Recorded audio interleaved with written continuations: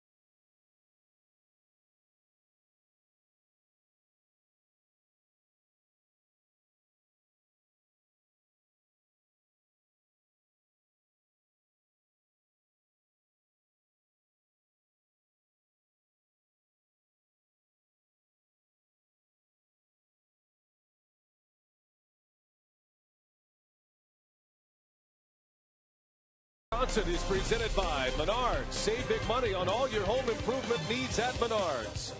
By Miller Lite, because when friends come together, it's not just a good time, it's Miller time. By Toyota, when you choose Toyota, you get a lot for less. Toyota. And by AT&T, the nation's largest 4G network. AT&T, rethink possible.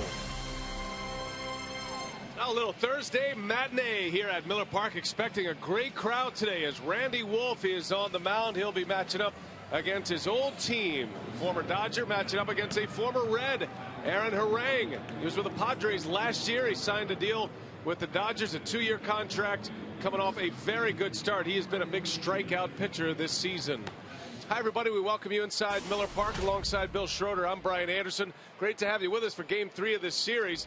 Brewers are trying to do something that they have never done, and that's sweep the Los Angeles Dodgers in a series of any length. And the way it has gone lately, it is very reminiscent of what happened here last year. Yeah, a lot of dramatics. And, you know, you think about in the offseason, you think about the Brewers at Miller Park, you think a lot of winning. No team won more games at home in all of baseball last year, and it's all about confidence. You come into the ballpark, the fans, the players, they expect to win, and the fact that this is a very good hitter's ballpark doesn't hurt the offense, certainly, but not only do the players for the Brewers have a lot of confidence in here late in games and knowing that they can win dramatically, I think it trickles into that visiting dugout. Everybody in baseball knows how good the Brewers are and how dramatic their wins can be in this ballpark, and I think that has a big impact.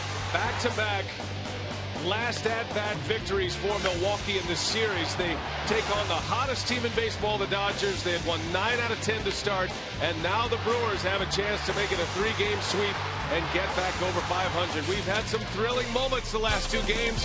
What is in store today? It's a matinee at Miller Park. The Brewers and the Dodgers coming up next on Fox Sports Wisconsin.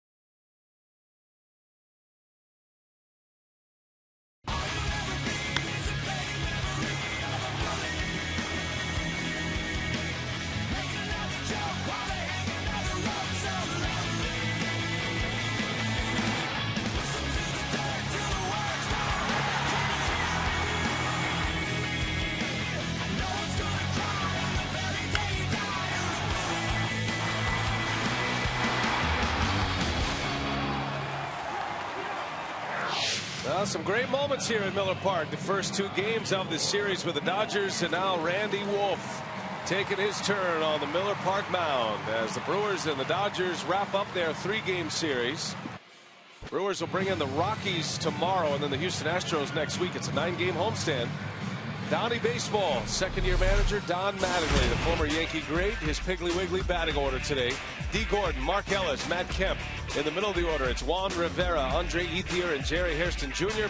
Bottom 3, James Loney, Matt Trainer, and Aaron Harang on the mound. And that's the batting order that will face left-hander Randy Wolf. Yeah, the former Dodger looking for his first win of the season. Randy's first 2 starts haven't gone the way he would like, looking for a turnaround here against his former team. Wolf spent 2 seasons in Los Angeles, 2 different seasons. between a stint in San Diego. Here's the defense behind Randy today. Braun, Morgan, and Hart. An infield of Ramirez, Gonzalez, Weeks, and Travis Ishikawa getting his first start, with George Gataris doing the catching. Brewers defense brought to you by Menards.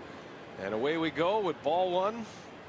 Ishikawa finally getting his chance in the spotlight here today. He's the last regular to make a start for Ron Renicky. Very slick fielding first baseman. Yeah, good opportunity to give Matt Gamble at least part of the game off. A quick turnaround from last night. D. Gordon slashes one to left, and Ryan Braun, who's been under the weather the last few days, makes a catch for out number one. Umpiring crew today: James Hoy will call the balls and strikes. Jim Joyce is the crew chief. He's over at first base. And Jim Reynolds and Mike DeMuro. DeMuro was the man behind the plate last night that had the call, the safe call that led to the Brewer win. Controversial. Dodgers were upset about that call. But as Ron Renicky said before the game today, we were due a break. We took it on the road, took a few shots and bad breaks. And the Brewers got one last night, and it was a great game. Terrific ball game, well played on both ends. And great pitching on both sides. It's been a well pitched series. And so far, the first two games. Probably the shortest sacrifice fly that Ryan Braun will ever hit. That was in that 10th inning last night. Greinke, Gallardo outstanding in their two starts in this series. Yeah, Gallardo had a chance at a win. He went 7 in the opener on Tuesday. Greinke went 7 innings last night, gave up just 2 runs. Very similar line to Gallardo. Greinke struck out 7 last night. Neither factored in the decision with those late victories. 3 balls and a strike on Mark Ellis. And Ramirez gobbles it up. Randy Wolf has retired the first 2. Let's get into Greinke a little bit from last night. Good bounce back for him, Rock, after a disappointing start at Wrigley Field in Chicago. Yeah, he had a rough 3rd inning against the Cubs, but that slider, that big strikeout pitch, responsible for most of his 7 strikeouts. A typical night for Greinke. Only walked 1. That slider was unhittable last night when he kept it down in the strike zone. A good bounce back for Zach. So Greinke has a day where he can get after the sunflower seeds. That'll be his biggest challenge today. Matt Kemp down the right field line. That is hit well, and that ball is foul. Just foul. Didn't miss by much. Oh, he's strong, isn't he? He didn't hit that ball all that well. Randy Wolf has had good success against Kemp in his career. Kemp only 1 for 10, but the one hit was a home run, and he didn't miss by much there. Ooh, very close. Well, it had some distance on it for a swing like that from Kemp. .457 batting average. He has 21 hits in his first 46 at-bats of the season. And his 17 RBIs lead the league. He's tied with his teammate Ethier, who is in the on-deck circle. So he is in the top 3 Triple Crown spots at this point. He made a run at a Triple Crown last year. David Wright is the league's leader in hitting right now. He just snuck in there with the minimum number of at-bats. David Wright hitting an even .500. Kemp is second in the league, leading the league in home runs with 6, and tied with Ethier for the National League lead in RBIs. Yeah, Kemp only 2 for 7 in the series, so he's slumping. The way he's been off to the start that he's been off to. But I think about Kemp and that matchup in the 8th inning with K-Rod last night. That's about as gutsy or the smartest pitching we've seen in a long time. Yeah, Francisco Rodriguez had 2 on with Kemp at the plate in a tie game and went totally off the grid. He threw him 5 straight fastballs and struck him out. All in the same spot on the outside corner. That was a great pitching sequence by K-Rod. There's a swing and a miss. So Kemp is down on strikes, and that is a good start for Randy Wolf. Retires the Dodgers in order. Now the Brewers coming up against Aaron Harang.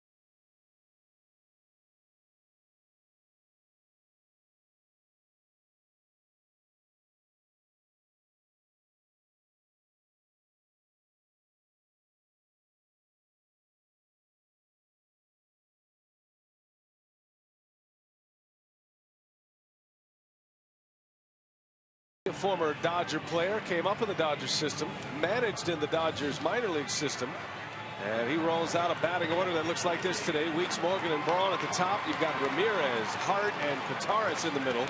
George moving on up in the order. Alex Gonzalez, Travis Ishikawa, his first start, and then Randy Wolf.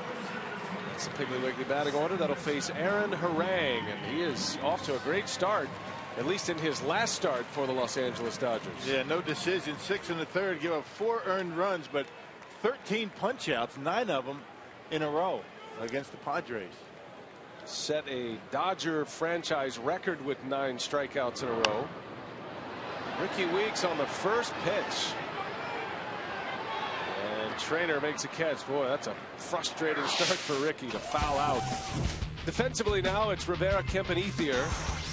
And then around the horn, Hairston gets his second start. Gordon and Ellis at second base, or around the bag at second. Then Loney at first. And Matt Trainer, who was briefly with the Brewers in the spring of 2010. He does the catching. Menard's Dodgers defense. There's Matt Trainer. He was a big part of the Texas Rangers pennant winning season in 2010.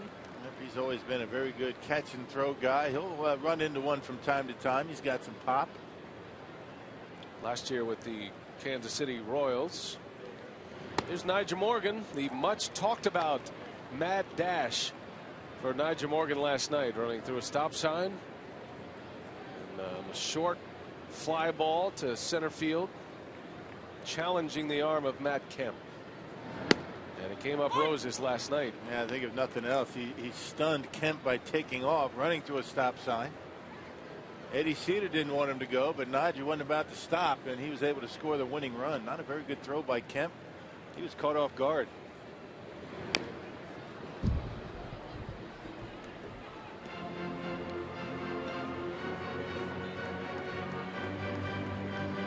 Ed Cedar and his famous line when players run through stop signs.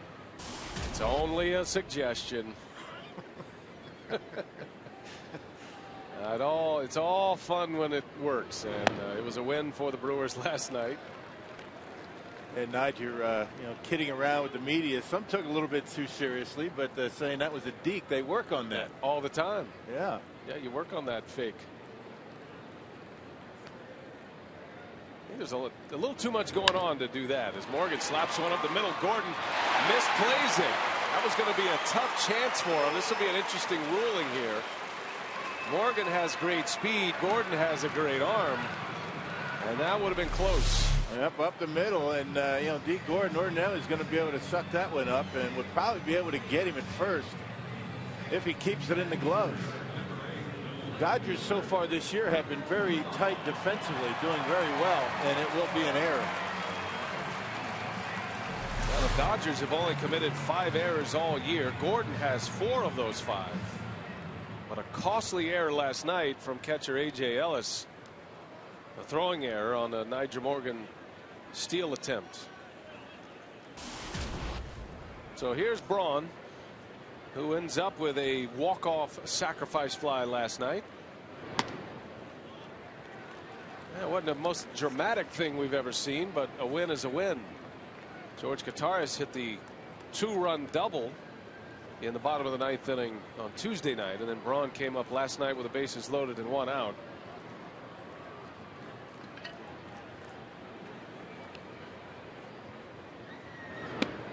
Yeah, the Brewers with 6 sacrifice flies this year, and I know 4 of them were very shallow fly balls into the outfield.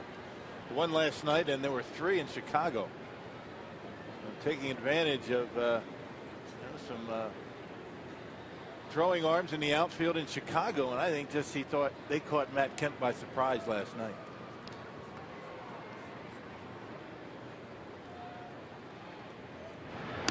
I can't imagine many teams that run on Matt Kemp, and it was a strange play for him. Remember, the Dodgers had a 5-man infield, so just 2 outfielders. He and Ethier were very shallow. He had to go back first to try to get a running start, and maybe misplayed it a little bit in the way he caught the ball. He wasn't moving forward with his momentum as you would be in a normal spot. As Braun lifts that one high in the air and Kemp settles under it for the out. Out number 2. Let's take you back in case you missed it. Yeah, watch Matt Kemp as he tries to track this pop-up. And that's actually what it was. You can see how flat-footed he is when he catches the baseball. And because of that, he's not able to put too much on the throw. And Niger able to get in there somehow and beat the tag of A.J. Ellis. Of course, the Dodgers don't think he beat the tag, but it doesn't matter what they think. Only one man matters. Mike DeMuro. Here's Aramis Ramirez. He homered last night, hit a game-tying home run. And his best night as a Brewer so far, had a couple of hits. Ramirez joined us after the game last night on the post-game show, and he admitted his frustrations about the slow start. And even though he's been a slow starter in his career, he really wanted to get off to a good start with a new team. And he has not done that, but hopefully last night will get him turned around. Now, with the few number of at-bats that these guys have right now, you can turn that around quickly. You start getting into about 100, 125 at-bats. I mean, that's when you start thinking, let's get going. But last night, first pitch, Aramis Ramirez puts one into the Harley-Davidson deck. Our Powerball home run count for Ramirez as 1. He got that monkey off his back. Now he knows his role. He is counted on to be a run producer with the Brewers this season. Getting in that cleanup spot, signed a 3-year deal. And no matter how long you've been around, and he was certainly comfortable in Chicago, had 8 years there, but you still want to impress a new fan base. And carrying a little bit of that burden. Ron Renicki's talked to him. Johnny Darren, the new hitting coach. Yeah, it's only natural, right? You only have one chance to make a first impression. Long look by Harang, and Ramirez finally calls timeout. You take, for instance, Niger Morgan last year. Great first impression Niger gave to the fans here in Milwaukee and to Ron Renicki. Did a nice job getting going quickly last year. That's what you want with a new team. Well, think about Niger Morgan last night. We're talking a lot about the run that scored, his dash to home plate, but remember, it was his stolen base that set it all up. There's 1 out. Morgan was at first. He stole second.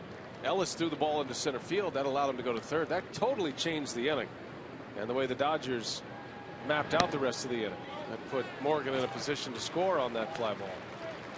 So the Brewers using their speed in the 2 walk-off wins. It was Carlos Gomez on Tuesday night and Niger Morgan last night. Interchangeable parts who were part of that platoon. Got to throw Matt Gamble in there. His mad dash from first base. He had a mad dash, didn't he, as well? On Tuesday. Yeah, he scored the winning run. Big cut by Ramirez.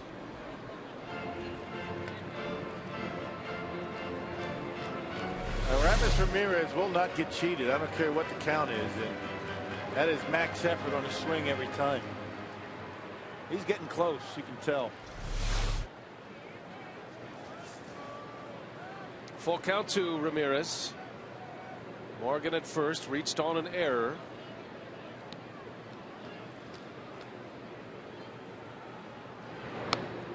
And there's ball 4. So Ramirez draws the walk. That's a good sign for Ramos. He'll turn it over to Corey Hart with runners at first and second now in the first inning. Yeah, if Aaron Harang can't get that slider over for strikes and counts like that, he's going to be in trouble. Did a good job of that in his last start. And talking to folks with the Dodgers, they talk about that 13 strikeout performance and 9 in a row. A lot of them came on fastballs and looking. Third strikes looking. It'll be Corey Hart now with 2 outs. The 9 consecutive strikeouts for Harang, just one off a major league record that was set by Tom Seaver. There are a lot of pitchers in the game of baseball today that 9 strikeouts in a row is impressive, but you could understand it. Big strikeout pitchers like a Zach Greinke type. But not Aaron Harang. He's not typically been a strikeout pitcher these last couple of years. He was with the Reds Former 16-game winner with Cincinnati. He had back-to-back seasons with 200 or more strikeouts with the Reds.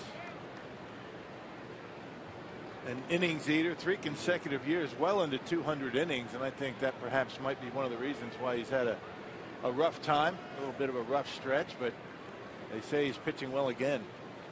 He's battled some back problems. Last night, the Giants and the Phillies had a terrific pitching matchup. Cliff Lee went 10 innings, 10 shutout innings, and I remember Harang had a 10-inning performance against the Brewers a few years back. And that opens your eyes. I think the score was 1-1, but Harang pitched into the 10th inning and finished the 10th inning. Yeah. And he was one of the big horses in the National League through those years, 06, 07, and then started to falter in 08 a little bit. Won 16 games twice, 16-11 with the Reds in 06. He was 16-6 in 2007 with the Reds. 2 on, 2 out, and an 0-2 count on Corey Hart.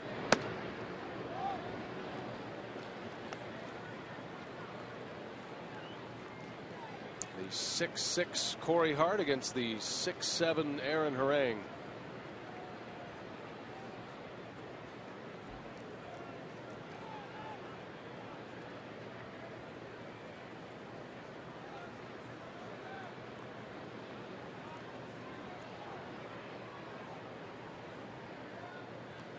Hart is 2 for 8 in this series.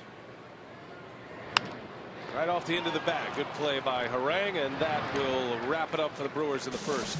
Off and running at Miller Park. No score. Dodgers coming up.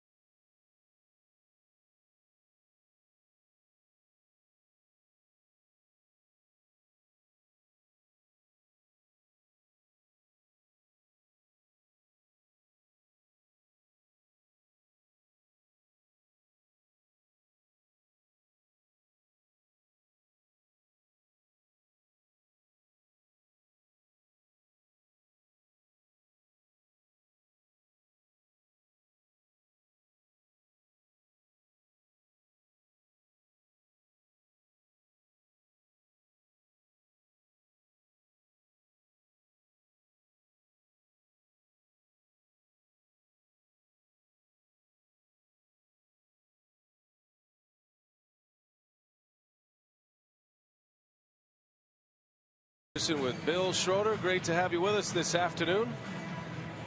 Hope you caught that early start time today for the matinee at Miller Park. Randy Wolf, a 1-2-3 first inning, and he'll face Juan Rivera to start it here in the second. Rivera, Ethier, and Jerry Hairston Jr. for Los Angeles.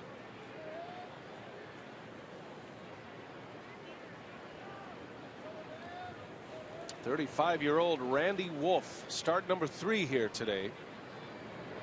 And he's looking for a bounce back, just like Greinke did yesterday. Wolf started last Friday in Atlanta, took a no decision, gave up 8 earned runs in 4 1/3. And he was fidgety from the start, Rock. You could tell he wasn't comfortable, and he talked about it after the game. Every baseball felt slick to him, just one of those nights when he just didn't feel like he was on top of his game on the mound, and the results showed it. And it kind of was like that early in the year last year for Randy. I mean, I don't recall exactly, but I think it was about third or fourth start when he started to get it dialed in and really went on that good run. Atlanta has never been very kind to Randy Wolf, and I think that has a little bit to do with it. We talked about it on our open, how being at Miller Park for the Brewers, I mean, great memories and a lot of confidence. Sometimes a player goes to a certain ballpark and just doesn't have a lot of success and doesn't feel comfortable. 3 balls and a strike on Rivera. And he dropped a little changeup in there. Ricky Weeks will make the catch. Nice pitch on a 3-1 count to get the out. How about the starters for the Brewers going back the last 8 games against the Los Angeles Dodgers? They've had some good matchups with the Blue Crew here. An ERA of 1.66 going back to last season. Man, you're talking about some pretty good hitters with that Dodgers team over that stretch. And anytime you play the Los Angeles Dodgers, you have to have good pitching, because more times than not, they're going to throw good pitching at you. And the Brewers starting rotation has been up to the task. Andre Ethier dropped down 1 notch in the batting order today, hitting 5th. That's Mattingly's typical batting order against a left-handed starter. He puts Rivera in the cleanup spot, and then bats Ethier in the 5-hole.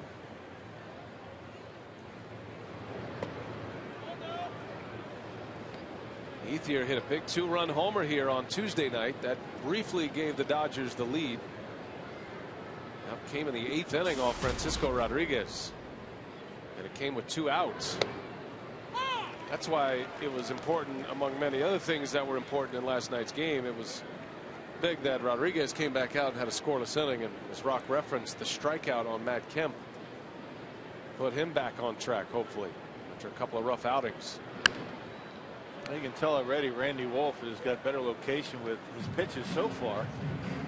Fastball's been down on the corners. He's already been able to make a pretty good pitch on a changeup to Rivera to get him out in the hitter's count. It's all about location and putting the baseball where he wants to for Randy Wolf. He's not going to blow anybody away with his velocity. Mix it up, keep the curveball down.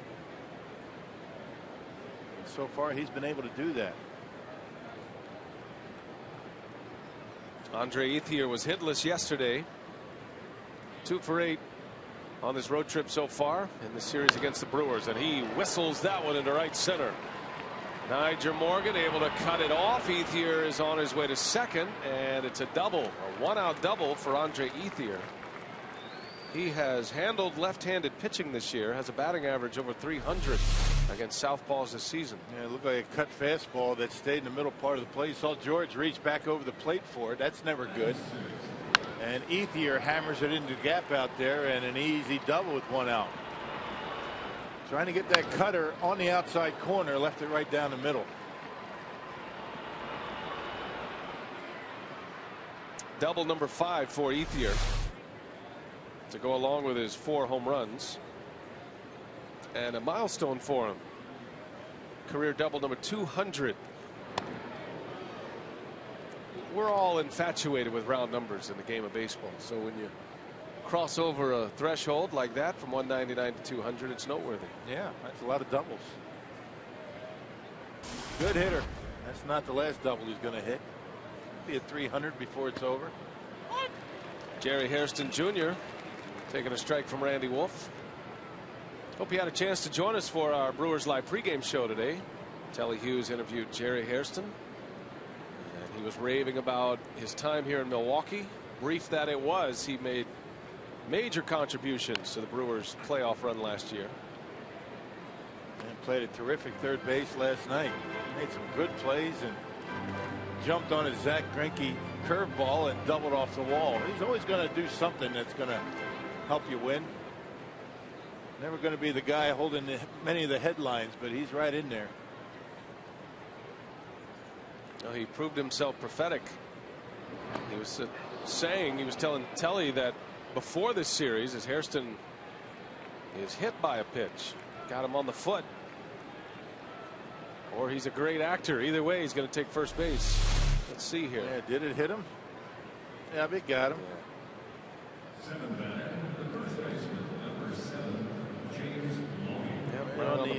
Right in the arch.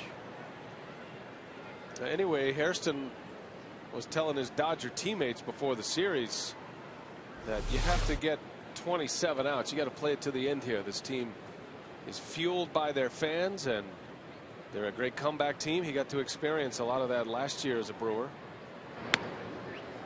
But I'm sure he didn't know it was going to show up twice in the first 2 games. I'm sure he reminded his guys, you know, I've been on the other end of that. And these guys figure out a way to get things done late. Whatever the reason, they play with a lot of confidence. It doesn't matter what the score. That's all a mindset, you know. I mean, we talked about, you know, Wolf in Atlanta on the mindset for Randy. It's tough for him over there. And, you know, when the Brewers come home, they feel as though they can do anything. And last year they did. And that filters into that visiting dugout on the third baseline. They know all about the success the Brewers have in this ballpark. Well, on Tuesday, the Brewers were behind going to the bottom of the 9th, down a run, scoring 2 runs on a double by Kataris. Last night was a little different story. It was a tie game, so it was going to either move into an 11th inning scenario, or the Brewers obviously win. It changes the pressure a little bit at home,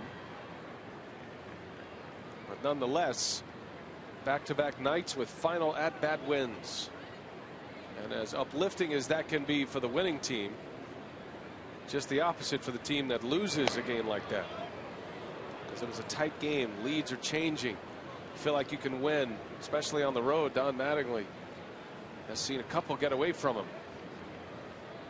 And late in the games, you know, the home team always has the advantage late. If you get through the top of the 8th, either tie or close, you have two innings for every 1 inning for the opponent. You get the bottom of the 8th, you get the bottom of the 9th in a tie game scenario. So it gives you a little bit of confidence too. 2 at bats that are won. Full count to James Loney. He's the other lefty in this batting order.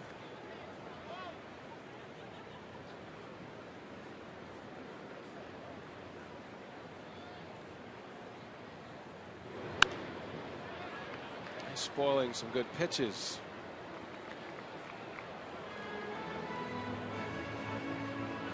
Loney batting .171 this year. He's 6 for 35 at the plate.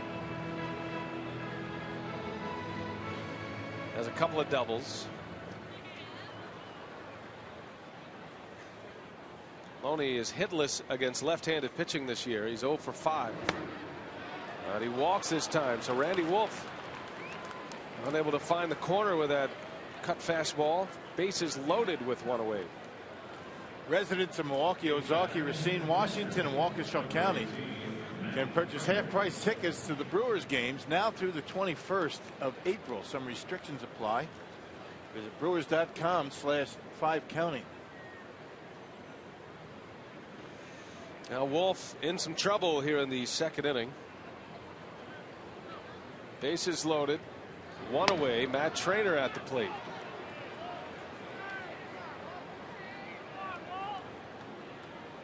It's a good example of how one pitch leads to another.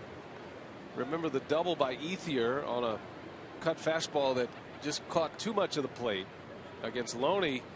Maybe overdid it a little bit, and he ends up walking him on that pitch. Trainer in the air, right center. Back is Corey Hart. Ethier's going to tag, and he will score as the throw goes into the cutoff man. The Dodgers have the lead, 1-0 Los Angeles on a Matt Trainer sac fly, his first run batted into the season. And to take that just one step further, you know, Wolfie getting too much of the plate on that Ethier double. So what he's doing, as opposed to missing out over the plate, what he was doing in his start against the Braves, going to miss off the plate, being very careful not to, you know, give up another double or a home run. If you're going to miss, you miss off the plate, not down the middle. So the Dodgers strike first. All of this coming after the first man was retired in this inning. And remember, Wolf was down 3 balls and a strike on Rivera, got him to pop up on a changeup. Now facing the pitcher, Harang, with runners at first and third. Hitless this season, Aaron Harang. He's 0 for 3.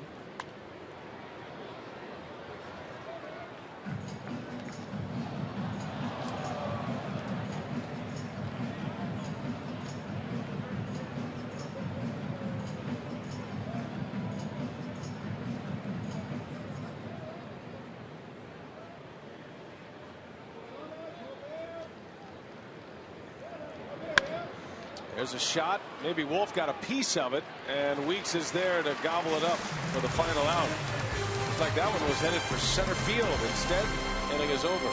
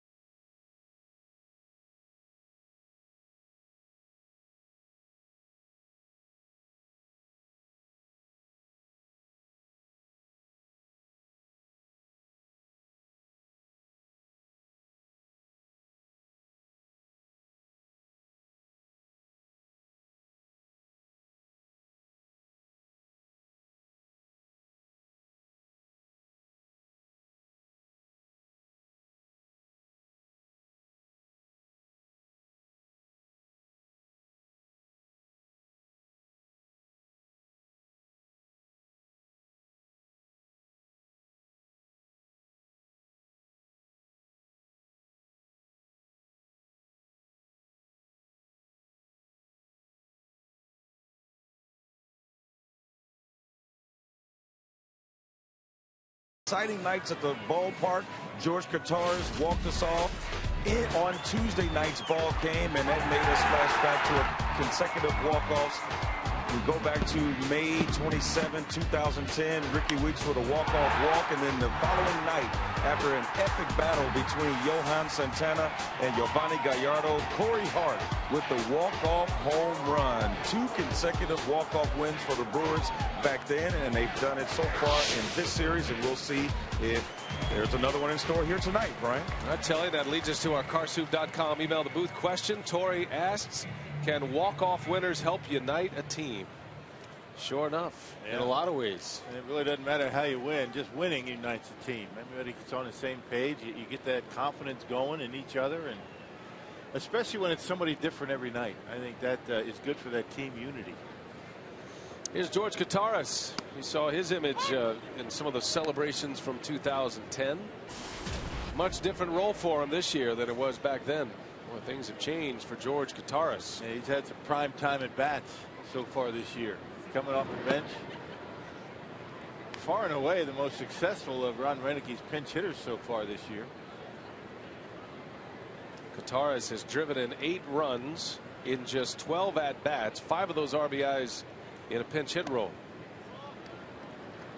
I remember he had a 2-run homer in Chicago the day Gallardo shut down the Cubs. The only runs the Brewers were able to score. He had the key hit in that game on a day when the wind was blowing in 15 miles an hour. One of his 3 homers this year.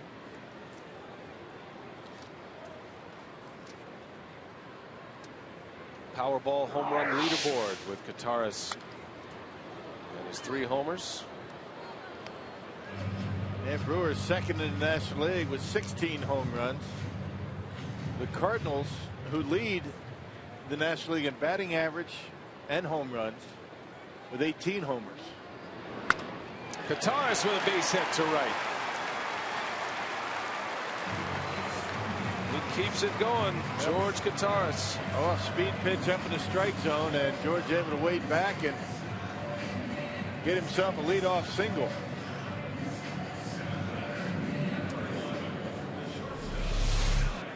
Check it out. Harang tried to pull the string on him. It might have been a changeup, maybe a what they call a dead fish fastball. Just take a little bit off the fastball, and you hope you get the hitter out in front. But Kataris able to wade back. Now the Brewer catchers keep producing at the plate. Kataris and Lucroy, and a man on to start the second inning for Alex Gonzalez.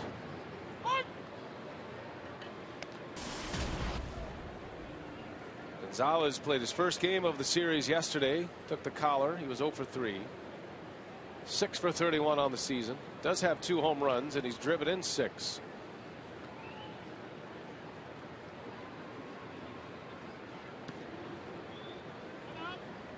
I think everybody's anxious to see Alex Gonzalez get some regular at-bats here at Miller Park. One of the side reasons, I wouldn't call it the big reason, his number one priority is to play great defense, but many feel he's going to hit 20 to 25 home runs playing half of his games here at Miller Park. Shoots that one into right for a base hit. So Gonzalez going the other way, and the bottom of the order coming up with back-to-back singles in the second inning. We invite you to set your compass due north on Fox Sports Wisconsin. This week, take a look at a few of the great characters who make outdoor television shows. Watch Due North Outdoors tonight, 9 p.m. only on Fox Sports Wisconsin. And Alex Gonzalez had 15 home runs last year for the Atlanta Braves. And that's a tough ballpark to hit home runs. So you would figure here at Miller Park, a ballpark a little easier to hit long balls. Figure 20 would certainly be something that he could reach. Here's Travis Ishikawa, one of the newest Brewers. Ishikawa signed this offseason for a little insurance at first base, making his first start of the season here today. And you know he wants to impress. He's got a chance in his first at bat to do some damage. Get himself 4 at bats, maybe get that first hit out of the way, and you know he's thinking about that. Hitless on the year. He's 0 for 7. Most of those at bats coming in pinch hit appearances. Ron Renicky saying that Ishikawa has had some good at bats. He's hit some line drives and felt it was important to get him in a game today. He had targeted this date last week. Day game after a night game. Give Gamble his first breather of the season. I don't care, you know, a guy like Ishikawa 0 for 7 to start I don't care if he's hit 7 ropes. He's still an 0 for. That's what's in his head. He needs to get that first hit out of the way, and then he can relax. Nobody wants to see a goose egg up on that board when you go up there to the plate. Kataris out at second. Gonzalez at first, and again Gordon goes to the bag at second base.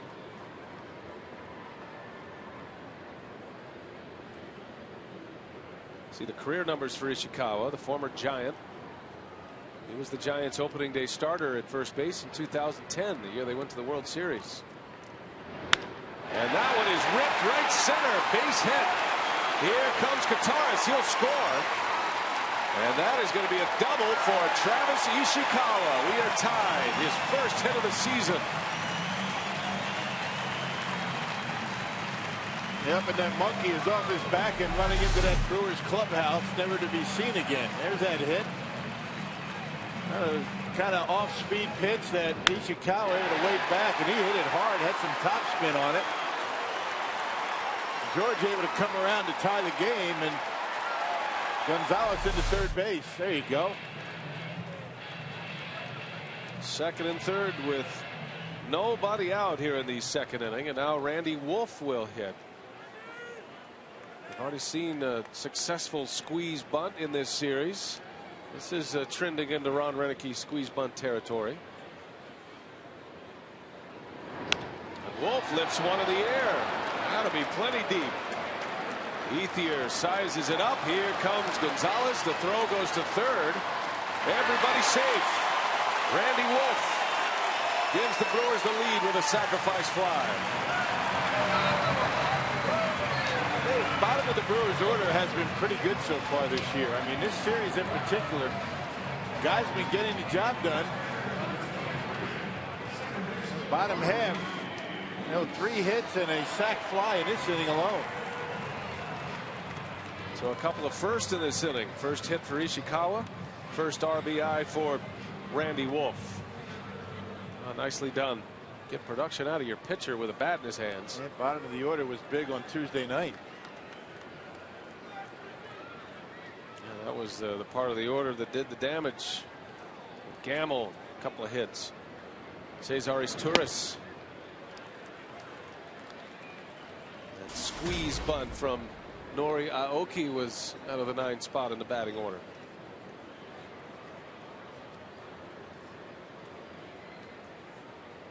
Two to one Brew Crew. 1 out, runner at third. And Weeks trying to deliver Ishikawa.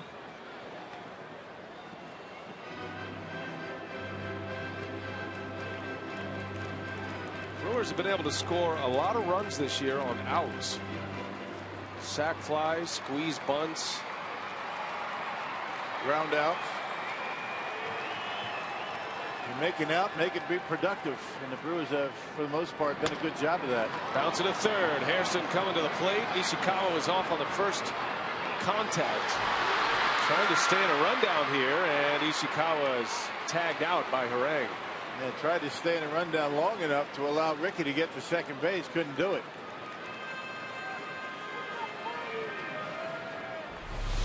Now they had the contact play on. As soon as it's on the ground, they take off, and Ishikawa, no chance to score. Stays in a rundown a while. You could see him peeking at Ricky, saying get over to second base, but just couldn't do it.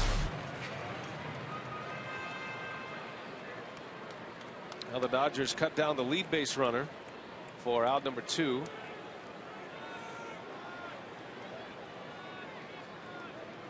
Here's Nigel Morgan.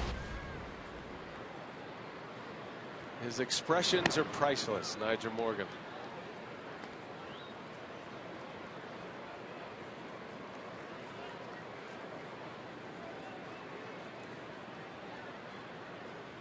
Batting with 2 away. Morgan reached on an error in the first inning.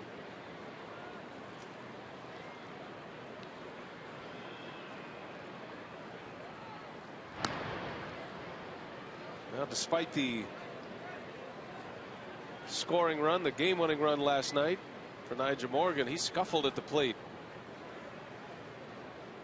Ron Renicky trying to get him out of this funk that he's in. He is hitless in his last 13 at-bats. Slaps that one into left, and Rivera hauls it in for the out. Inning over, but the Brewers take the lead. The many expressions of Nigel Morgan.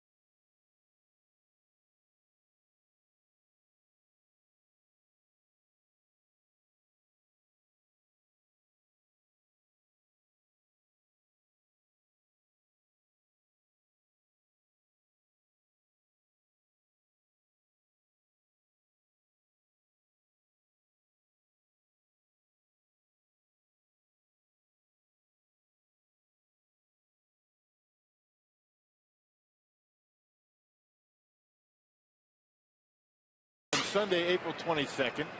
All fans attending the Brewers-Rockies game will get a Jonathan Lucroy bobblehead courtesy of Quick Trip. And I will say it looks a lot like Jonathan. I don't know if Jonathan's family would agree, but that's a pretty good bobblehead. Good likeness.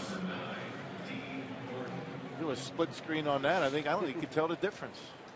We just cover up Rock's head with it. You got to get it really close to the camera to do that. There's a bunt by Gordon. Wolf knows he's got to hurry in time for the out.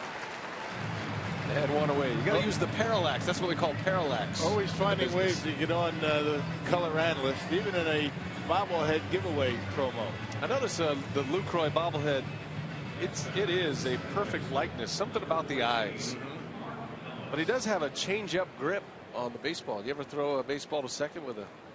Well, he's got all fingers around the ball. All the time I did. Sometimes you get rid of it any way you can.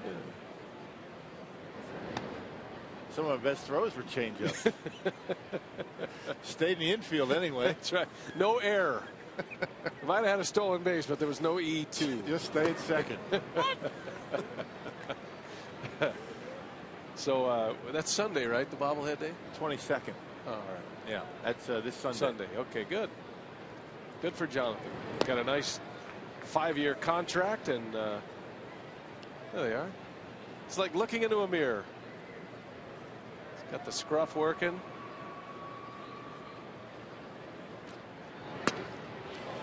There's a swing and a miss. He's come a long way in 3 years, hasn't he? Yeah, man, I tell you. Established. Yeah.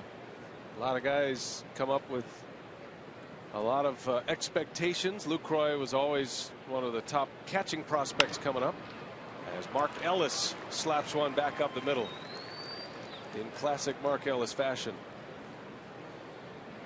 So a base runner here with one away. It's one thing to have all those expectations and be given the opportunity. It's another thing to seize it and, you know, actually exceed expectations. I don't think the Brewers thought Lucroy was going to be as good as he is defensively when he was coming up through the minor leagues. He was always a hitter that could play defense. He's worked hard. I mean, he continues to work hard. He's come a long way in all aspects of the game behind home plate, both calling a game and managing the defense and catching, blocking, and throwing. He never stopped working on that stuff, and George Kataris could say the same. You know, it's ironic that Lucroy's had great success game planning with the rest of the starters, except for Randy Wolf, and you know, those two just didn't connect. It's not a personality clash. It's just Wolf has his way, has the way he calls a game, and he does call his own game from the mound, and that just didn't work out. Ken Maka tried it for a few starts, and all of a sudden that created the space for George Kataris and the way in for Kataris to get back to the major league level and regular time behind the plate. Kataris catches Randy Wolf every 5th day. Yeah, and that's okay. I mean, if it's one guy and you just allow George to catch, Randy Wolf every 5th day, that's okay. You have your starting catcher. He knows when he's going to get a day off. George knows when he's going to start. You just don't want everyone in your pitching staff being picky about who they're throwing to. That's just not the way it goes. I think Ron Renneke is willing to go along with that because of what I was just saying. I mean, give George some playing time. If Randy's comfortable with Kataris, so be it. But you don't want your whole staff going into the office saying, this is the guy I want catching me. I just can't do that. Well, it worked very well for the Braves through their multiple division championship years. Kemp breaks his bat, but shoves it into left field for a base hit. So 2 on for the Dodgers. They threaten once again Kemp's hitting streak, now at 8 games with that single. They got a cut fastball. It was in, but it was up, and as strong as Kemp is, able to muscle it into left field. All of a sudden, Randy, after starting out pretty well, getting into the 2nd inning, getting some pitches up. But that was a good pitch right there. If you're going to throw in on Kemp, you got to go up and in.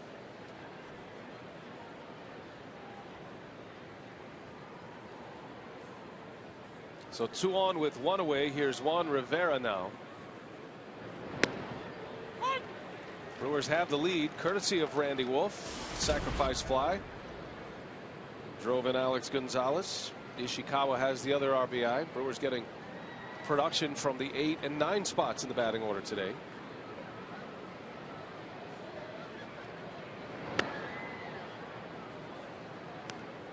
Wolf induced a pop-up from Rivera his last time up on a 3-1 pitch.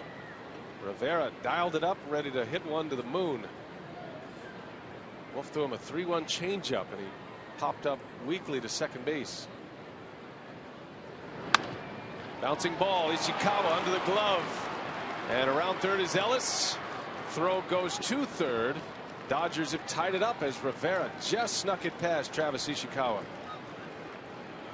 Ishikawa covers a lot of ground, but not able to get to that one, just under his glove and into right field.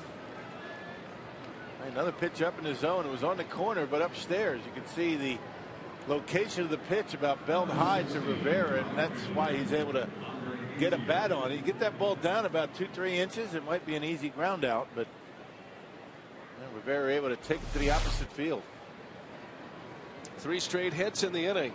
Ellis, Kemp, and Rivera. Now Andre Ethier with 2 on and 1 away. Ethier doubled off Wolf in the second inning. Drove one into the gap in right center in the last frame.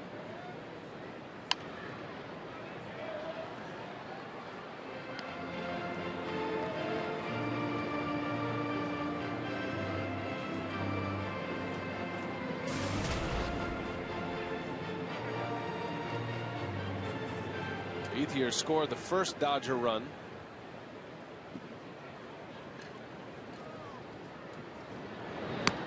And a slow breaking ball missed. 1-1 the count on Ethier.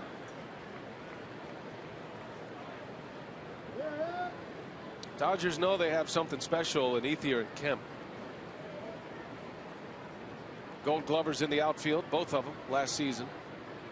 Both All-Stars. Ethier, the second consecutive All-Star team last season, and won his first Gold Glove in the outfield.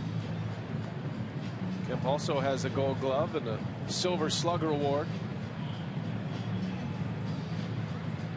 And a good compliment. You know, one right-handed, Kemp, and Ethier the lefty. And both of them can hit to all fields pretty well. Poor power. We saw Andre Ethier take one into left center out of here into the Brewers bullpen on Tuesday night. Ethier got off to a great start last season as well.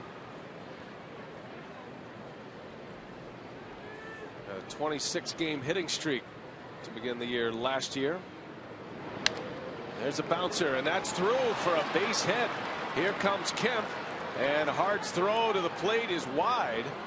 Another run is in, and a little miscommunication it looked like between Weeks and Ishikawa. Now Randy Wolf not getting much luck in this inning. It's second ground ball that it was able to sneak into the outfield. Actually, Ellis's 1-out single was a ground ball through the middle. Now, that one not hit all that hard, but once again it looked as though it was up in the strike zone. You can see it is, and that's why Ethier is able to wait back and get enough of it to sneak it into the hole into right field. And that throw not even close. In no way Ishikawa gets to that baseball. He goes right to first like he should. And Matt Kemp able to give the Dodgers a 3-2 lead. Yeah, at first glance, Ishikawa covering that hole between first and second, but the replay shows he had no shot at it. So the Dodgers have put 2 on the board in this inning. It's now 3-2 Los Angeles. 4 straight hits, all singles. And it's Jerry Hairston Jr. now. 3 runs on 5 hits.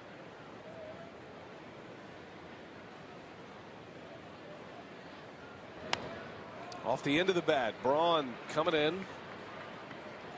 And there is out number 2.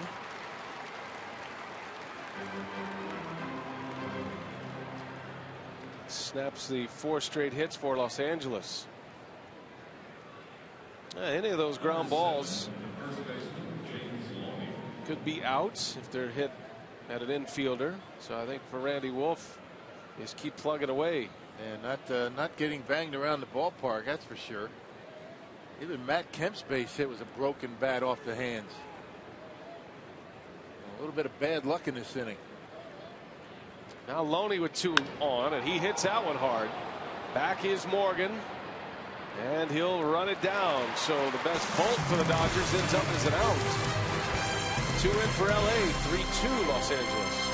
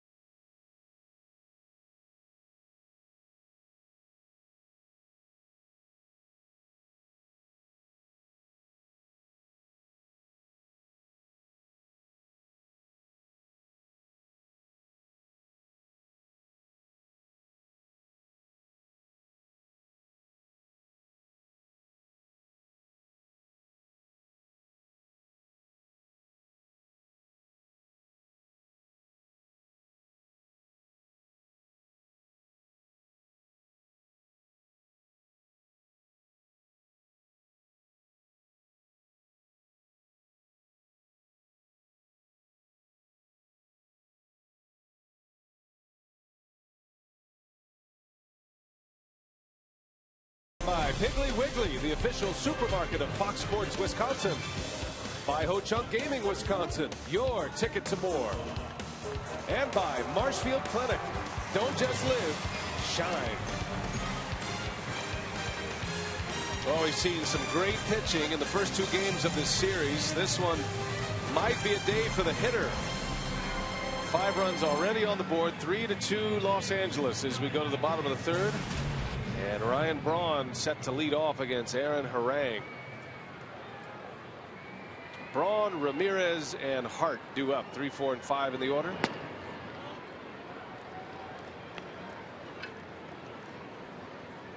Braun with a home run, 5 runs batted in. Had a great road trip, did Braun, but has scuffled a little bit here against Los Angeles in this series. Yeah, we came into the series talking about the few at-bats that Braun has had with runners in scoring position. Well, that's not the case here. He's had his chances in this series. You mentioned he's been a little bit under the weather.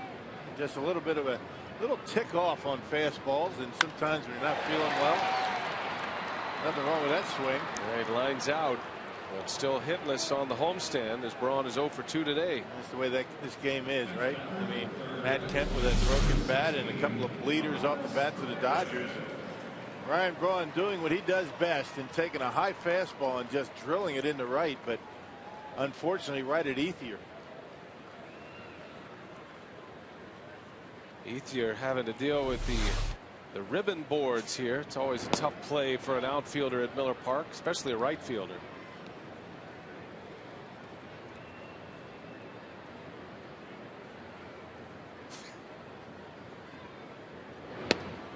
Ramirez goes, and it's 1-1.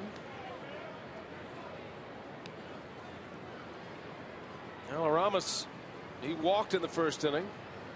He was able to lay off that Harang breaking ball. 1-2. Well, these two have had plenty of confrontations in the past. Ramos Ramirez and Aaron Harang.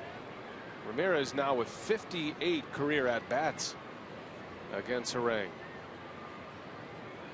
Longtime Cub against a former Red. That one's whistled into center, a base hit. Ramos Ramirez starting to heat him up at the plate. Yep, good eye at the plate his first time up, and a lot of times that represents good things to come. And Ramirez getting a high fastball, middle in, and able to rip it into center field. You see the way he's able to get extension, hit that ball out in front, and a one-out single. Well, Ramirez now hitting .305 lifetime against Aaron Harang.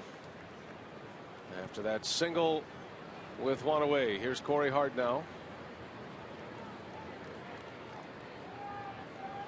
Hart has the second most at-bats against Harang.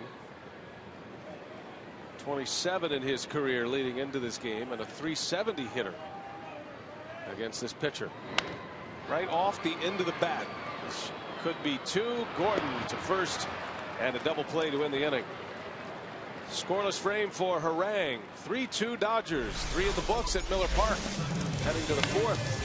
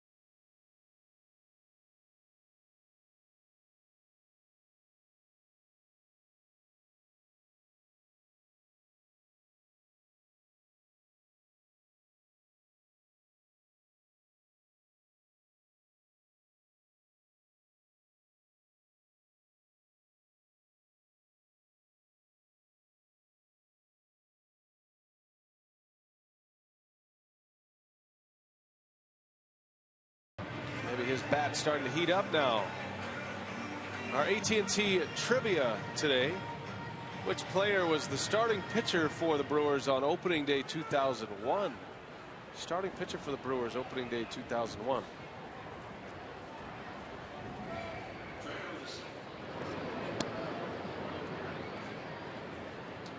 That Trainer leads off for Los Angeles. That opening day was at Dodger Stadium. That was that one-game series, right? One gamer, and then the opening of Miller Park, right? 2001. Now that starting pitcher was Jeff D'Amico. Big guy against the Reds.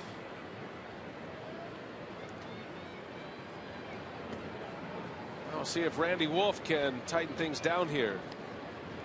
The Dodgers have scored 3 runs on 5 hits in the last 2 innings against Wolf, after he retired the side in order in the first inning. That one's hit pretty well left center, and carrying well. Trainer looks up. It's off the top of the wall. Niger Morgan finally gets a hold of it. Trainer is on his way to third with a triple. A leadoff triple from 36-year-old Matt Trainer. Well, Niger got a little bit too close to the wall, and it hit that area out there that angles, and it kind of got by Niger, and then he bobbled it. Very unusual for the catcher to get a triple to center field, but that's what happened. A little bit too close was Niger, and misplayed it off the wall. And not a good start to the fourth for Randy Wolf. Another pitch down the middle of the plate. That was down, but Trainer goes down and gets it, then hits it hard out there in center field. Dodgers getting some pretty good swings today. already 6 hits. Trainer had a sac fly in the second inning, and now he triples off the wall. Just his 4th career triple. Matt Trainer. Well, he looks like he is in great shape. When we saw him in 2010, he's always been in terrific shape, kept his body up. He's had some injuries over the years, a knee injury specifically that put his career in jeopardy. Dodgers don't have that big name catcher this season. No Russell Martin.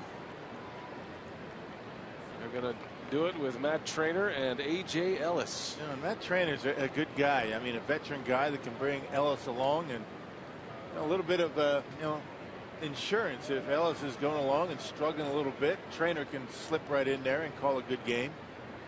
As we mentioned, his first time up, got some pop in that bat. Drilled that one off the center field wall. You can make a good living these days in baseball being a good backup catcher. There are a number of them. And Matt Trainer's certainly in that category. Henry Blanco, he's been around a while, essentially being a backup his whole career.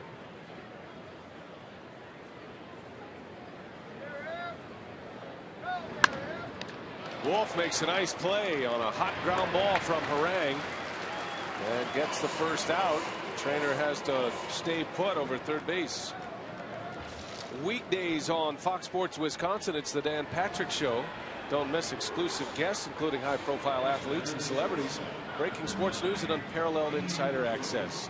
And tomorrow morning, Clay Matthews is scheduled to appear. The Dan Patrick Show, weekdays 8 a.m. on Fox Sports Wisconsin. That's a regular stop on the Rock remote control. I saw it today, as a matter of fact. Really? Well, I believe you. Of course, the channel was on when I got home. You know, Fox Sports Wisconsin. You know, they were watching the game at home. Just leave it on. I turned it off. Turned it on this morning, and there he was.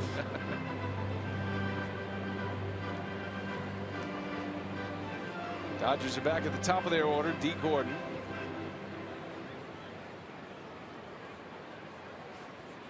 Infield N. And Gordon takes a strike.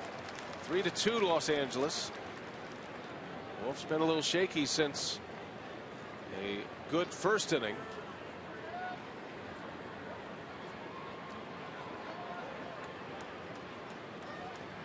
D. Gordon is 0 for 2. And he slaps one to Gonzalez. There's out number 2. Little soft liner, and finally Randy Wolf has somebody in a position to catch the ball. Well, our GMC keys to the game. A lot of offense so far. A lot of base hits. There's 10 between the two teams. The Dodgers took a 1-0 lead in the second. Brewers come back 2-1, and then the 2 spot for LA in the top of the third inning. They had 2 hits, or I should say 2 runs on 4 hits, and those 4 hits came in a row against Randy Wolf. Well, now it's Mark Ellis. Well, what a play by Kataris. Keeps that runner at third. Outstanding behind the plate. That gives the pitcher so much confidence, doesn't it? When he knows a guy's going to block a pitch like that. I keep saying that should be a statistic in baseball. Saving a run on a ball like that. That's the same as hitting a home run. Except you save one on the defensive end. Right. You got to come up with a name for that stat. How about a catcher's RBI? I remember when Mike Scioscia was with the Dodgers as a catching instructor. He enlisted all of the minor league announcers to keep catcher saves. Randy Wolf's going to get out of this inning. That is a victory there. Leadoff triple. The Dodgers cannot score.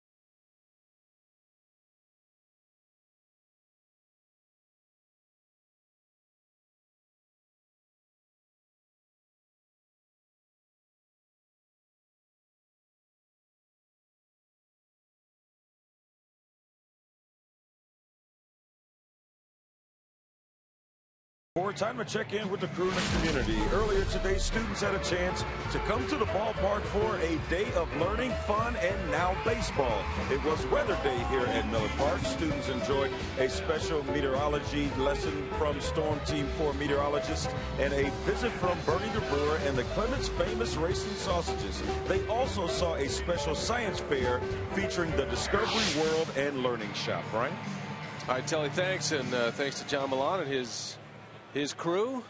Did a nice job, kept them interested. Well attended. Yeah, big crowd. They're still here, all up in the upper deck. Weather day. Ironic that the roof is closed. We have perfect weather inside Miller Park. Middle school students from all around the area. That's a great school trip, isn't it? Come to the ballpark. Absolutely. I had to go to the museum when I was a kid. Yeah, I had to go to the bread factory. Nothing against the bread factory, but it's not like a big league ball game. Right. Good deal. Planetarium was nice. Now George Gutierrez leads off here. The Brewers are down a run. Impressive for Randy Wolf. He's able to get out of the last inning despite a leadoff triple. Making some good pitches. I mean, after a very shaky third, he located pretty well after that triple. Even the triple, I mean, the trainer hit. The pitch was over the plate, but it was down. He went down and got a pretty good pitch, but ended up being stranded right there at third. That could be a big turning point here today. Here's the 0-2 from Harang, and Gutierrez fouls it back. George singled and scored in the second inning, and his batting average is up to .462. 6 for 13 at the plate. 3 of those 6 hits are home runs.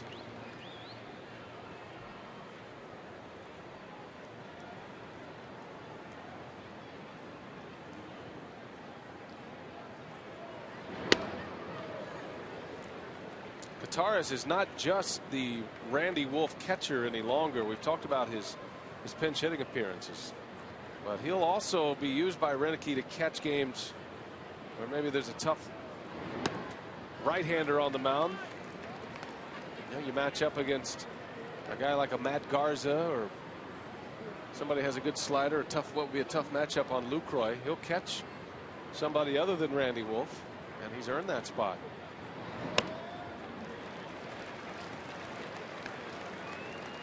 And the thing that's impressive about George, and this has been the case ever since he's joined the Brewers, that was a couple of years ago, his patience at the plate. Now this year he's getting a lot of at-bats, but even when he wasn't, he's always had the ability to get on base, you know, with the walk. You don't throw him strikes. He's really not going to swing in too many pitches out of the strike zone. And that's particularly difficult to have that discipline when you're not up at the plate all that much. You get in that bat, you're up there firing away. I mean, you're swinging right away, but you know, George can be patient up there. That's unusual. 10th pitch of the at-bat, and Gutierrez just got under it. Juan Rivera will come in to make the catch. Out number 1 for Harang. Let's take you back to our trivia question. This is a good one today. Which player was the starting pitcher for the Brewers on opening day 2001? And interesting that it was Jamie Wright, who's now in the Dodger bullpen. That was a 1-0 Dodger win. Jamie Wright went 7 innings in that game pitching for the Brewers. Gave up just 1 earned run, but Chano Park was better. Gary Sheffield hit a solo homer in that game on the 2nd of April 2001. You remember that one, Rock? I do, yeah. You go right from spring training right to Dodger Stadium, and a 1-game series, if you will, and then back to Miller Park. But Jamie Wright, I mean, you talk about a heavy sinker. I mean, a guy that had just nasty stuff. I mean, no telling how good he could have been had he stayed healthy. He's had a number of injuries that have slowed him down, but he's got good stuff. Gonzalez skies one. D. Gordon is there for out number 2. Well, good for Jamie Wright that he's still at it 11 years later.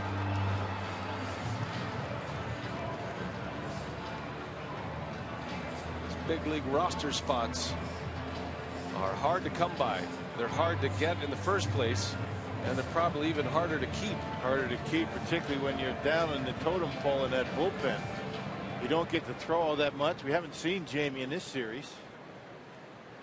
You don't get many opportunities, and when you do, you have to, get the job done, and that's a tough thing to do as well. There's a ton of familiar faces on this Dodger roster. Former Brewers, either players or coaches. Ishikawa cuts and misses, 1-1 the count. By my count, there are 5 on the active roster, and then you have Trainer, who was in spring training with the Brewers, and the Dodger first base coach, Davey Lopes, former Brewer skipper.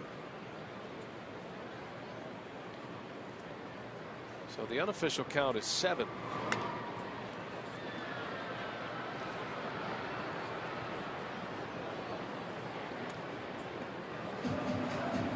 Dodgers feel like they put together a pretty good roster, building around one of the best pitchers in all of baseball, Clayton Kershaw, the Cy Young Award winner of the National League last year, whom the Brewers will miss in this series. He won the pitching triple crown last year. Clayton Kershaw, wins, ERA, and strikeouts. And then you have Matt Kemp, who's a perennial MVP candidate, a triple crown candidate every year with his skills. Missed a 40-40 season by 1 homer last year. 39 homers, 40 stolen bases. Strike called inside corner. Ishikawa is down, and Harang starting to get it dialed in against the Brewers. So a punch out for Aaron Harang. It's his first of the ball game, and it's 3-2 LA.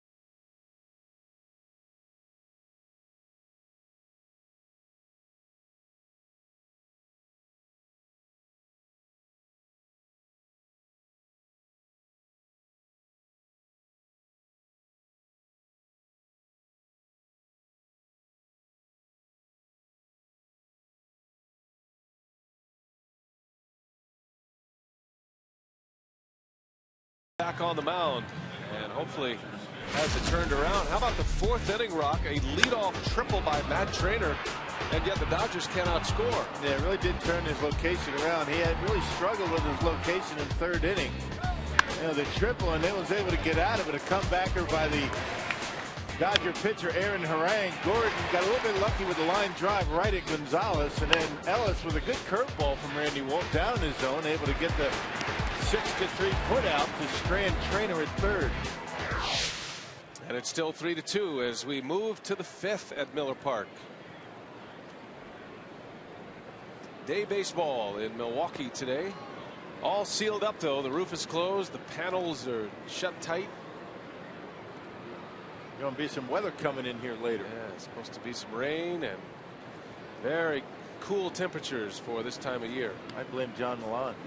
And it is weather day after talking all about weather and cumulus clouds and lightning and all that kind of thing. He jinxed us.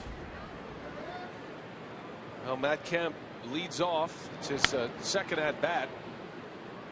with a runner, actually with no runners on base. He singled his last time up with a man on. Anytime you can get Kemp at the plate with the bases empty, you're doing yourself a favor. He's instant offense. And the way he swung the bat this year, Brewers have been able to hold him relatively in check, even though he extended his hitting streak to 8 games with that single in the third. Well, the Brewers have only faced him twice in this series with a man in scoring position. So they've done a pretty good job at the top of the order. He's 1 for 2. He drove in a run in the first inning last night. And then you remember we talked about that K-Rod at bat where he struck out with a man in scoring position. He has 3 hits. He's 3 for 9 in the series. Has a double, 1 RBI. 17 ribbies this year, tied for the league lead with his teammate Ethier. That one's hit hard, right field, hard going back at the wall. It's gone. Boy, that's what he can do. Matt Kemp. There aren't many hitters in the big leagues that can homer on a pitch like that. Well, and he hit it in the right ballpark. I mean, that's a can of corn in Dodger Stadium, which is amazing that he was able to hit 39 home runs. A big man with big time power to all fields, and check it out. Fastball down. I mean, look at the way Kemp attacks that baseball. Talking about an uppercut hack. He's on good balance. You saw that shot on the right, that stiff front leg, and able to line one out of here over Hart's head and right. That is his 7th home run of the season. In game number 13 of the season. And again, not a bad pitch by Wolf. It might have had a little bit too much of the plate, but it was down. Fly ball to center. Nyjer Morgan calls it in for out number 1. Just flicked it over the fence in right field. That's what it seems like. Yeah. Hey, starting tomorrow, the Vote Brewers campaign will be back in full swing. You'll be able to elect your favorite Brewers to the 2012 All-Star team in Kansas City this year. Vote early, vote often, and vote Brewers tomorrow through July at Brewers.com. Yeah, Brewers are going to have an interleague series in Kansas City. I'm looking forward to getting to Kauffman Stadium, the refurbished Kauffman Stadium. I have not been in that ballpark since the changes were made, so I'm looking forward to it. Yeah, nice ballpark. It always has been, even when it was had the AstroTurf, and they've got the fountains out there in the outfield. Brewers and the Royals will play an interleague series in mid-June, June 12th through the 14th.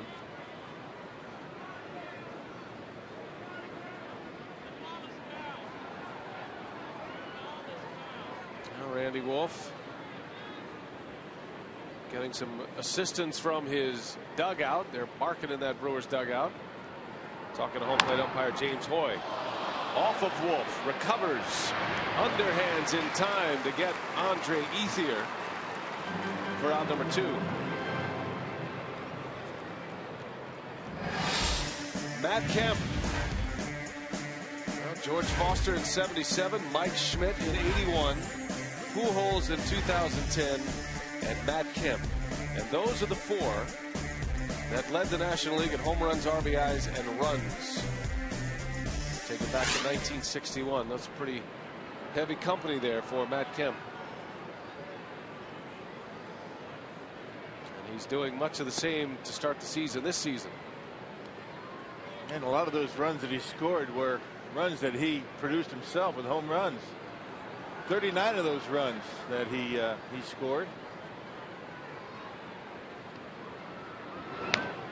Right off the end of the bat again for Hairston. That's twice he's done that. And Randy Wolf is out of the 5th, but not before Matt Kemp deposits his 7th home run of the season.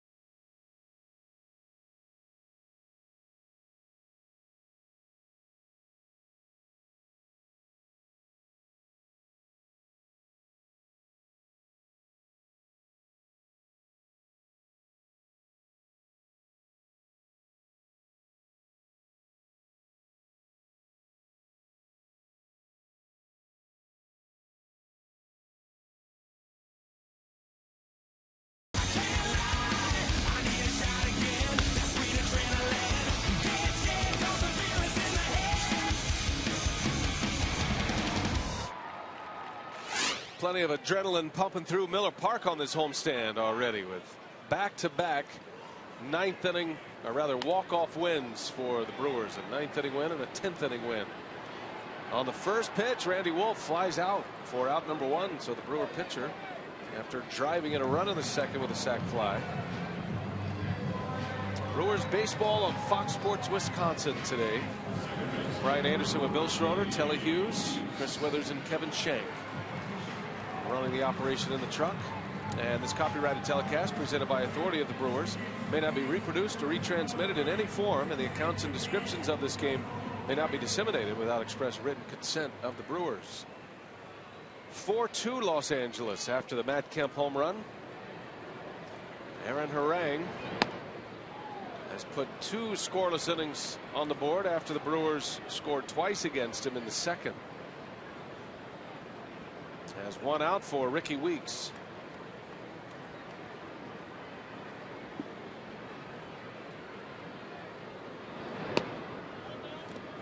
Harang coming off a big strikeout performance, historic strikeout performance against San Diego in his last start. Has just 1 K today after 13 strikeouts in his last time out, and 9 in a row as Weeks, a little lazy pop up.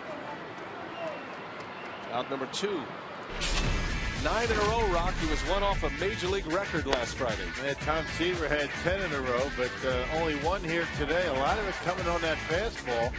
Very aggressive with a fastball. There's that changeup that Harang has been throwing today. But yeah, it's amazing with Aaron Harang. I mean, consecutive years with the Reds, 200 or more strikeouts, but really hasn't done that lately. Using all of his pitches and doing that. I was hesitant in saying that 13 strikeouts his last start, 1 today, because you knew what would have happened had I said that. But you said it, didn't you? I did. I'll take that. It's just okay. Reporting. You can say that. Just reporting the facts. Now, what's more amazing, 9 consecutive strikeouts, or what Bartolo Colon did yesterday against the Angels. 38 consecutive strikes he threw. Amazing. It was one of the great performances of all time yesterday, on a night full of great pitching performances. That's amazing. I mean, that's incredible. Bartolo Colon of the Oakland Athletics shutting down the Angels, and at one point through 38 consecutive strikes. It was a great quote. Coco Crisp, I believe, said a pitching machine can't even throw 38 consecutive strikes. But he did it last night. Colon, of course, had a great comeback here last year with the Yankees.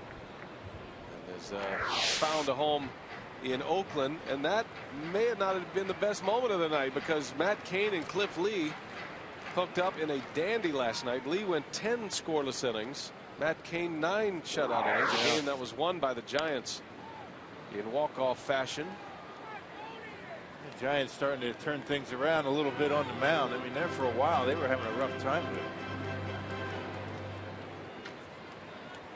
Now, you knew the Giants are going to be a force on the mound. It was only a matter of time. Yeah, they were dead last for a while, but right now they're creeping up there now at 3.65 as a team. That game last night between the Giants and the Phillies, that game went 11 innings, and it took 2 hours and 25 minutes to play 11 innings. Melky Cabrera had the game-winning hit as Nyjer Morgan delivers a 2-out hit. 2 outs and 2 strikes. Morgan comes up with a single, and that snaps the long hitless streak. Now, this is what Nyjer does well. He gets on top of that pitch away and tries to drive it into left field. A lot of times he'll do that and pop it up. That time he is able to get on top. And that brings Ryan to the plate with 2 outs. Snaps it 0 for 14 for Morgan. And he is aboard for Ryan Braun. And the Brewers have indeed been playing a lot of small ball. They've been scratching their way to runs. But Ron Renicky, especially when you get to this part of the order, would love to bring back some of the Harvey Wallbanger days. Braun could tie this game with 1 swing of the bat. Yeah, all the sac flies and the squeeze bunts, but they're still second in the league in homers. It doesn't seem like that, does it? Doesn't seem like they've hit 16. Well, mostly because only 2 of the 16 have come from Ryan Braun and Aramis Ramirez.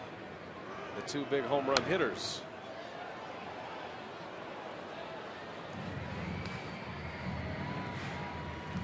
Braun's still looking for his first hit of the series. He's 0 for 9 against the Dodgers, his hometown team.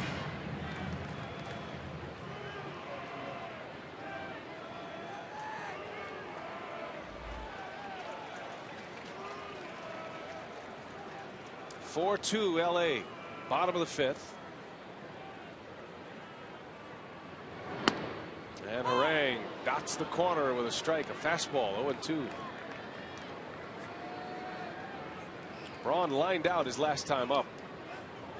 He put a charge into one, but hit it right at Andre Ethier in right field. First time up, he flew out to medium deep center.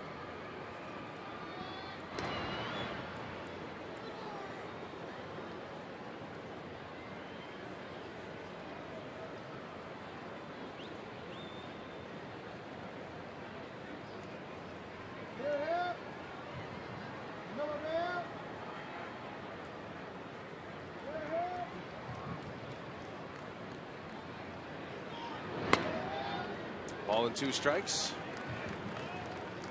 LeBron's been one of those special hitters throughout his career, which began in '07.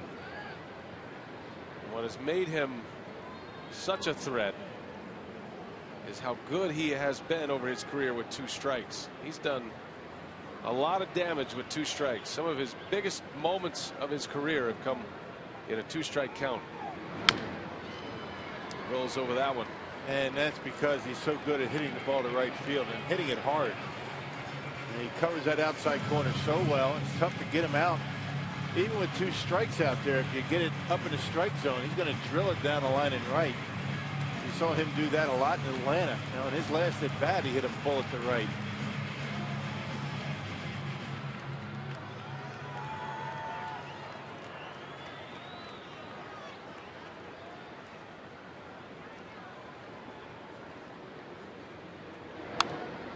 Braun hanging tough, giving Harang a battle. Now, Braun was in the major leagues late May of '07, and since that time, you see where he ranks in Major League Baseball on the major offensive categories. He and Albert Pujols have been 2 of the premier hitters in Major League Baseball during that stretch.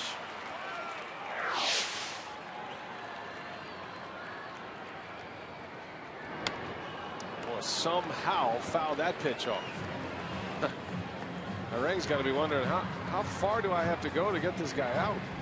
If a guy is able to cover that much of the outside part of the play, you would expect that he'd be vulnerable inside, but Harang doesn't do that a whole lot against right-handed batters.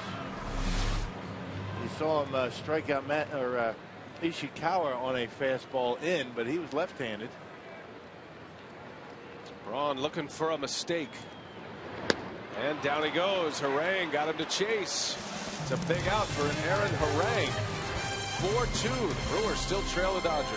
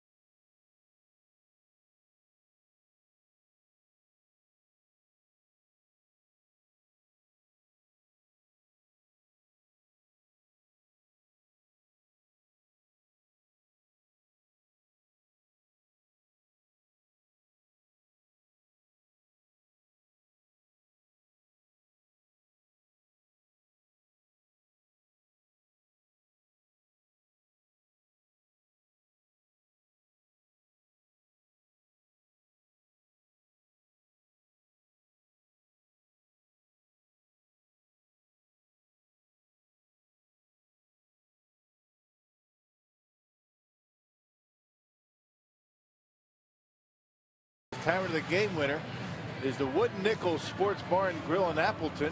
If they call the Brewers in the next 24 hours, they get 40 Miller Lite beer pen tickets to a Brewers home game this year. This offer courtesy of the Tavern League of Wisconsin and Miller Lite. Say hi to all of our friends up there in Appleton. The Brewers single A Midwest League franchise is there in Appleton. The Wisconsin Timber Rattlers. 4-2 Dodgers. Rock mentioned the Brewers looking for a sweep of Los Angeles here with a win today. That's something that has never happened in Brewer franchise history. A series sweep, a series of any length.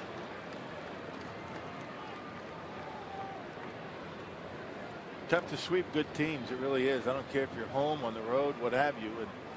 Tough to sweep any big league team.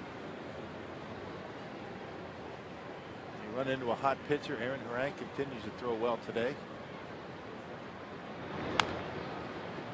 James Loney leads off for Los Angeles. It's interesting that the Brewers will play the Dodgers once again in May, late May. That's a 4-game series at Dodger Stadium. And that's it. Won't see him again the rest of the year. A series in April, a series in May, and if you're both fortunate enough, we'll see you in the postseason.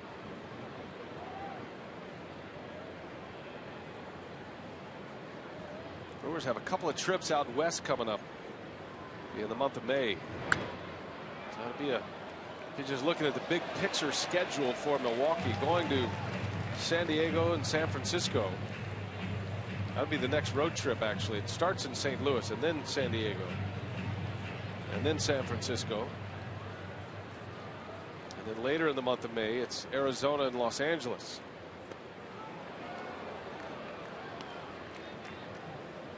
Yeah, that's a 4-gamer against the Dodgers midweek.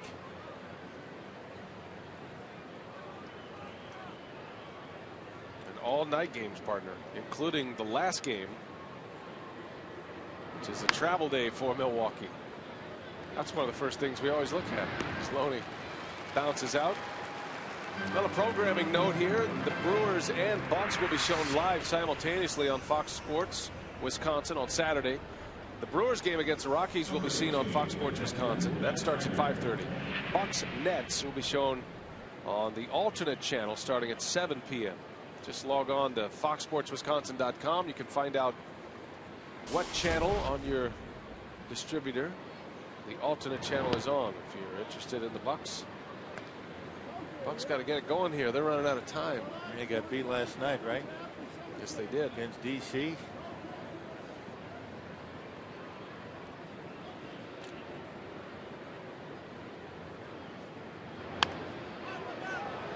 Trainer pops it up. Ishikawa, foul territory, is there for out number 2. Hey, for $20, get one ticket to the Brewers game on August 17th. I think this is April 27th, actually. One voucher for select Timber Rattlers games, plus a free T-shirt. Visit Brewers.com/Timber Rattlers. Okay, we had April 27th. This is August 17th. Okay. I got it.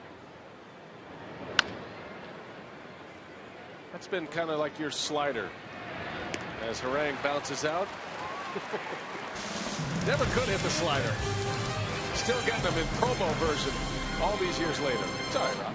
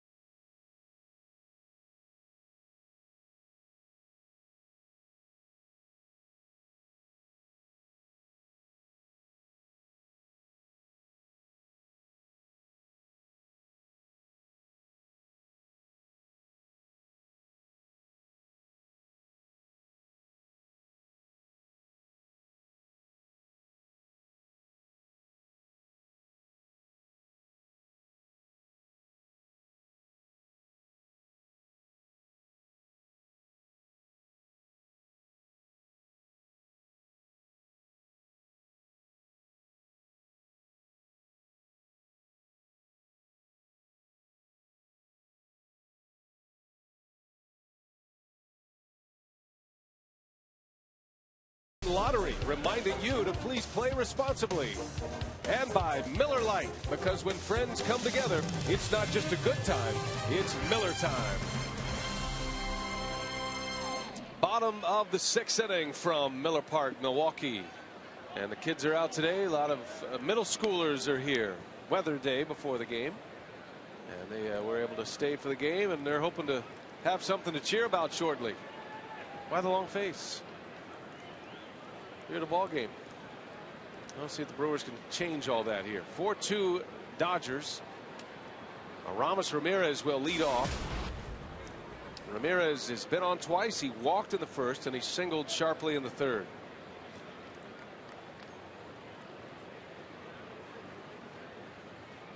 Aaron Harang beginning his 6th inning of work. Harang's a Southern California native. He's from San Diego. Played his college ball at San Diego State.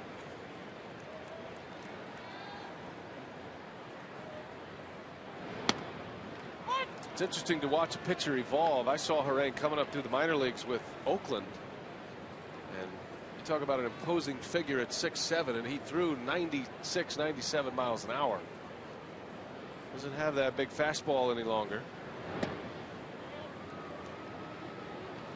Even when he was striking out batters with the Reds, he wasn't one of those, upper 90s type guys. I mean, he located his slider extremely well. And players would tell you he hit the ball pretty well. That one's ripped to left. Here comes Aramis Ramirez. 2 hits yesterday, 2 more today. On base all 3 times, and the tying run will again come to the plate.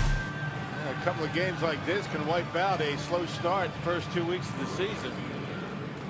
Up and in, 89 miles an hour the fastball on that pitch, and Ramirez able to pull it and rip it into left.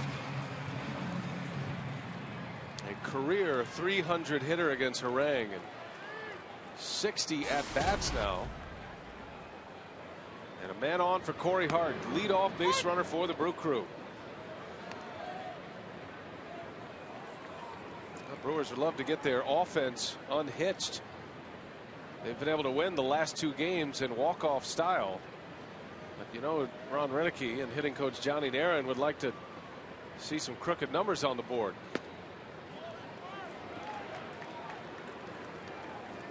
Well, as long as you have a couple of guys, 3 guys in your batting order swinging the bats, it's awfully difficult to have everybody hitting at the same time.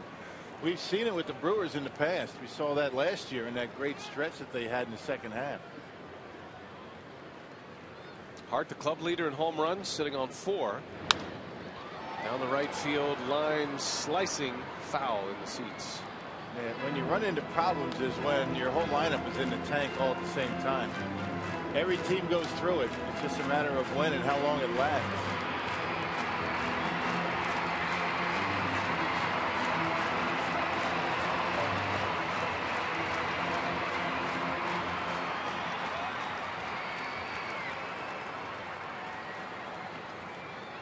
One ball, 2 strikes on Corey Hart.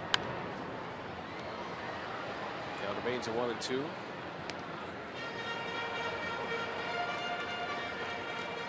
News out of St. Louis. Cardinals general manager John Mozeliak said that Lance Berkman is going to be placed on the disabled list before tomorrow's game.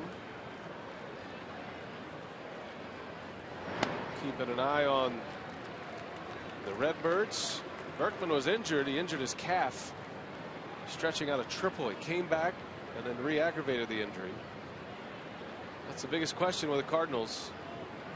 Injuries to their veteran players. They're getting a lot of production right now from Carlos Beltran, though. Yeah. Hit his 5th home run last night. Swing and a miss. Hart down on strikes for out number 1. Strikeout number 3. Now, this month of April, the Brewers are bringing back the unique Brewers Win, You Win promotion. Every Brewers victory this month will result in a $1 off Terrace box ticket for any game of the series against the Reds. That'll be May 7th through the 9th. Tickets for this promotion will go on sale beginning Tuesday, May 1st at 9 a.m. So far, the Brewers have won 4 games this month. Rock, if you're doing the math, that's $6 off the price of a ticket as of right now. So let me get this straight. I mess up one promo and then I'm on suspension. A little bit. Is that the way it goes? Gonna be a little while. You got to earn your way back in. Well, wait a second here. When you show you can lay off the slider, you can have a promo. I pulled a cool audible on that same promo last night. And now I get scolded for trying to do the same, but I guess that's the way it goes. You're going to have to make the adjustment. Oh, I've been making many adjustments up here. Now, you like those binoculars? Yeah, that's what Rock sees. He's having a rough day on the promo side.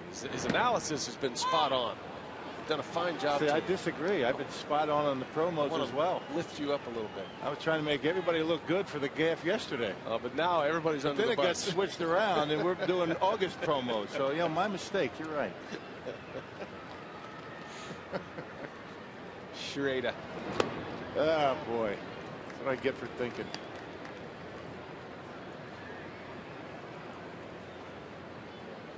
Okay. It's been quite a year for Bill Schroeder as the Brewers catchers have thrived this season. Just have fun with all those promos. I'll take my suspension like a man. I'm sure you will. Kataris. And the count goes even at 2-2. You know, George last night, he batted in that final inning for the Brewers. Ron Renicky put him in a big spot in the 10th, and he drew a walk. That allowed Ryan Braun to get to the plate.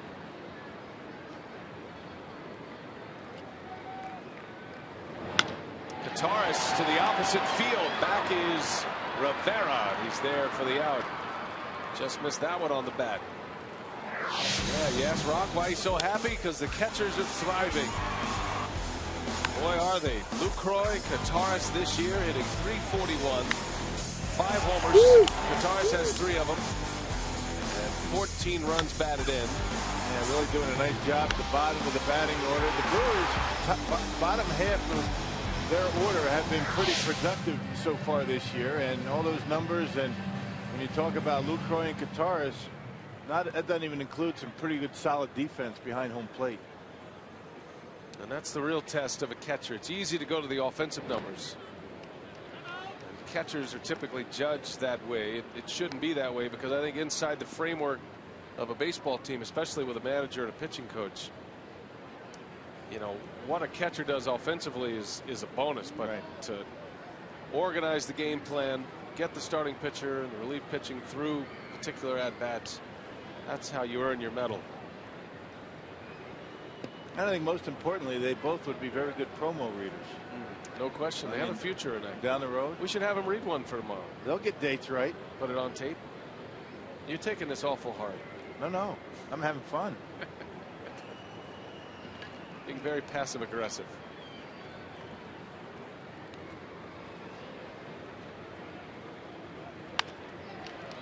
Nice play over third. Hairston, and he bobbles. And everybody's safe. He knocked it down and then couldn't find the handle. Yeah, but it goes a base hit, you would think, for Alex Gonzalez.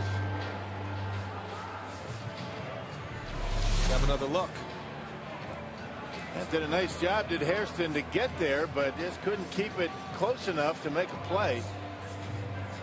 And Brewers inning continues. So the Brewers catch a break. Hairston's been making great plays at third base in this series. Had a couple yesterday that saved runs, saved extra base hits. But not to be this time. The Brewers with 2 on now. The tying run is aboard, and here's Travis Ishikawa, who drove in the first Milwaukee run back in the second. So far, that's the only run-scoring inning for the Brew Crew. And it was Ishikawa and Wolf, the 8th and 9th hitter in the batting order, producing the runs. Big spot for Ishikawa after his first hit and his first RBI of the season. And it's hit hard, base hit right field. Coming in to score, Ramirez. Gonzalez to third, and Ishikawa delivers again. Well, you want to find regular playing time, deliver when your name is in the lineup. And Ishikawa getting his first start for Ron Renicky this season. Has produced with 2 hits and 2 RBIs. Yep, and a big 2-out base hit down the line to score a run. And a nice swing by Ishikawa and a pitch down. He rips it into right field. And the Brewers now in position to tie it up. And Ron Renicky's going to go to the bench and lift Randy Wolf. So back-to-back very good at bats for Ishikawa. Ishikawa replacing Gamble in the lineup today, which gives Renicky a big left-handed bat off the bench, and he's going to take a shot at it right here. Rick Honeycutt, the Dodger pitching coach, is on his way to the mound. So you can close the book on Randy Wolf. 6 innings, 4 earned runs.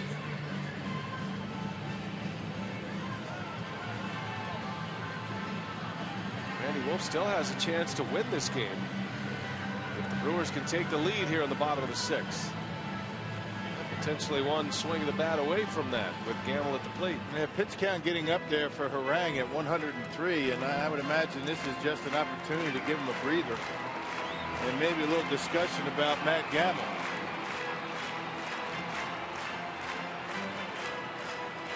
So here comes Gamble. Scored the winning run Tuesday night. Gonzalez over at third. He's the tying run. Ishikawa at first.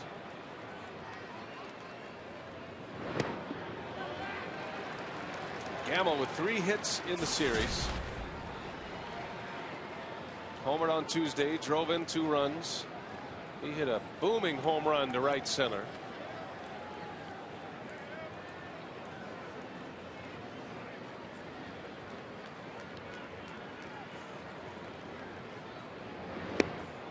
And a big cut, 1-1. That's that sinking fastball from Aaron Harang that's been right around 91 miles an hour. Still got good movement on it. And make him get his pitches up. He's done that a couple of times in this inning. Harang's pitch count over 100 to 105. And Gamble swings and misses. 1 ball, 2 strikes. Harang putting just enough wrinkle on that pitch. Dodgers have activity in their bullpen. Gamble would love to get into the Dodger bullpen. He's going to have to reach.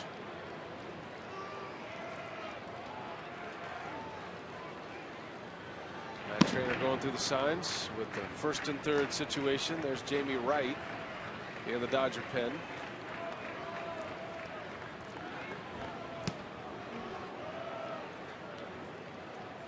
One ball, 2 strikes on Gamble. Brewers down a run. And it evens at 2-2. Wouldn't surprise me to see Ishikawa take off. He's an excellent base runner. He stole a few bases this spring. And maybe try to steal a run here. And Gonzalez kind of read what's going on. Maybe he can walk into home plate. We'll see. Stays put. Gamble swings and misses. Harang strikes him out. Went to the fastball. Well, the Brewers score, but there's still a run down as we go to the 7th.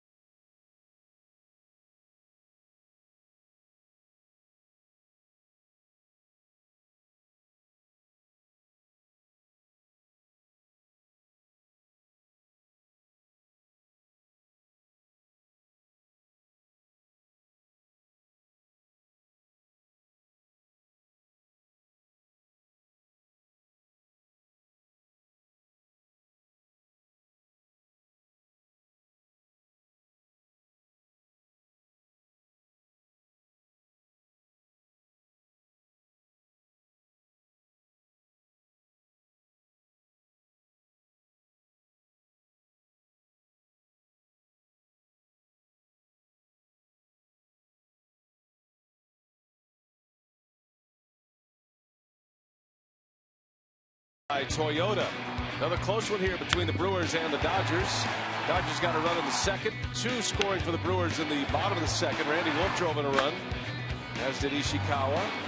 But the Dodgers answered with 2 in the 3rd inning as Rivera drives in a run. It was Rivera and Andre Ethier with RBI hits. A string of 4 consecutive hits for the Dodgers in the 3rd. And then Matt Kemp, his 7th home run of the year. That was in the 5th inning. Ishikawa comes up again with an RBI hit. Comes with 2 outs in the bottom of the 6th. And that's where we are. 4-3 Los Angeles. Time now to take a look at our Jimmy John's high-speed delivery. Aaron Harang topping out at 92 miles an hour. And that's the pitch that struck out Matt Gamble to end the last inning with 2 aboard. Well, Cameron Lowe, the winner in last night's ball game, his 5th appearance, and really pitched well in the game last night. He appeared in the 10th inning and ended up picking up the victory. Top of the order coming up for Los Angeles. Randy Wolf goes 6 innings, 4 runs, all earned.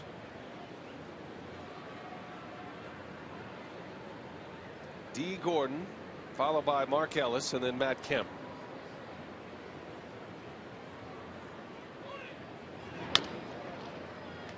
Ricky Weeks scoops it up, and out number 1 is Gordon. He's 0 for 4 today. And we're talking about good sinking fastballs with Aaron Harang, and Cameron Lowe in his last 3 appearances has thrown as well as we've seen him. Getting on top, getting that good downward movement, and his breaking ball's been over for strikes too. And Lowe is pitching with a heavy heart here today. He's going to be leaving the ball club this weekend on bereavement leave, the passing of his grandfather, who he is very close to. Remember a couple of years ago, Rock, or maybe it was last year, we had a Memorial Day coverage and talking about family of military, and Lowe was telling us the story about his grandfather. Tom Hodgecourt told that story today on his blog, and it's a great story. If you don't know, Cameron Lowe's grandfather fought in the Pacific. He is decorated twice with Purple Hearts, served in World War II. And Lowe is very close to his grandfather, California. So he'll pitch today, and then not sure if we're going to see him in the game tomorrow, but he will not be available to the Brewers over the weekend. Now, that's the good thing about that bereavement, 3-day list that players can go on, and Alex Gonzalez just got back from that with the birth of his son.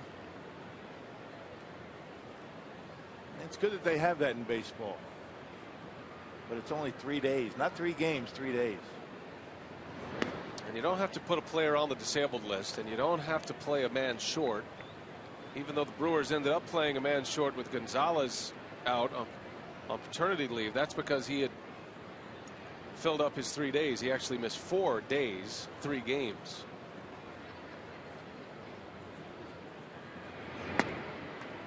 And Lowe walks Mark Ellis. So Ellis with a 1-out walk, and now Lowe is going to have to deal with Matt Kemp here.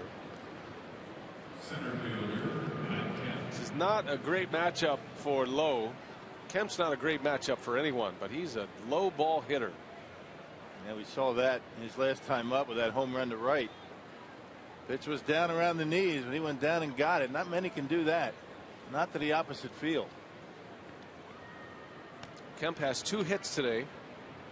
His home run in the 5th inning, his 7th homer, and his 18th RBI. Both lead the league.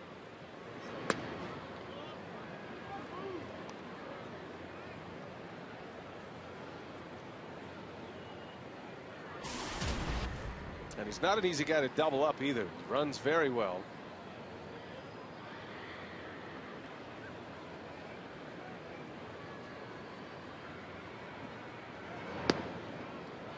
Two balls and no strikes on Matt Kemp.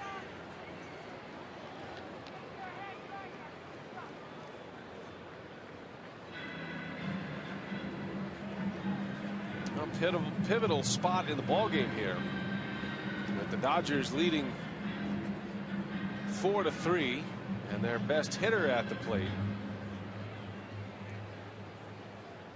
Ellis reaching base for the second time, a hit and a walk.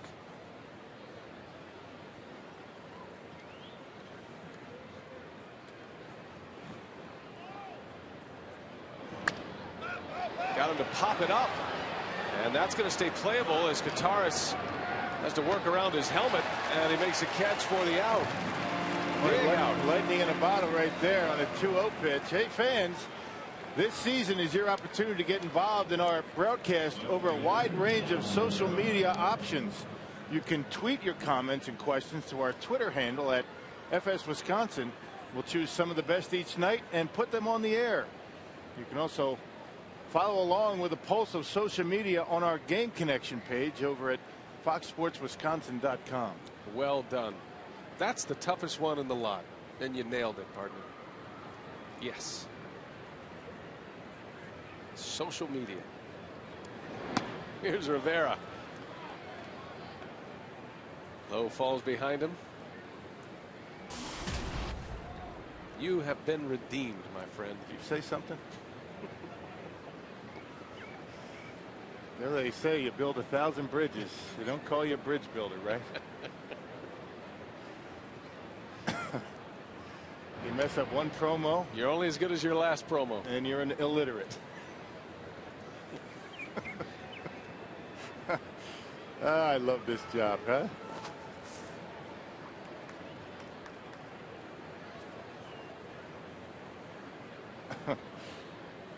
Two outs for Cameron Lowe.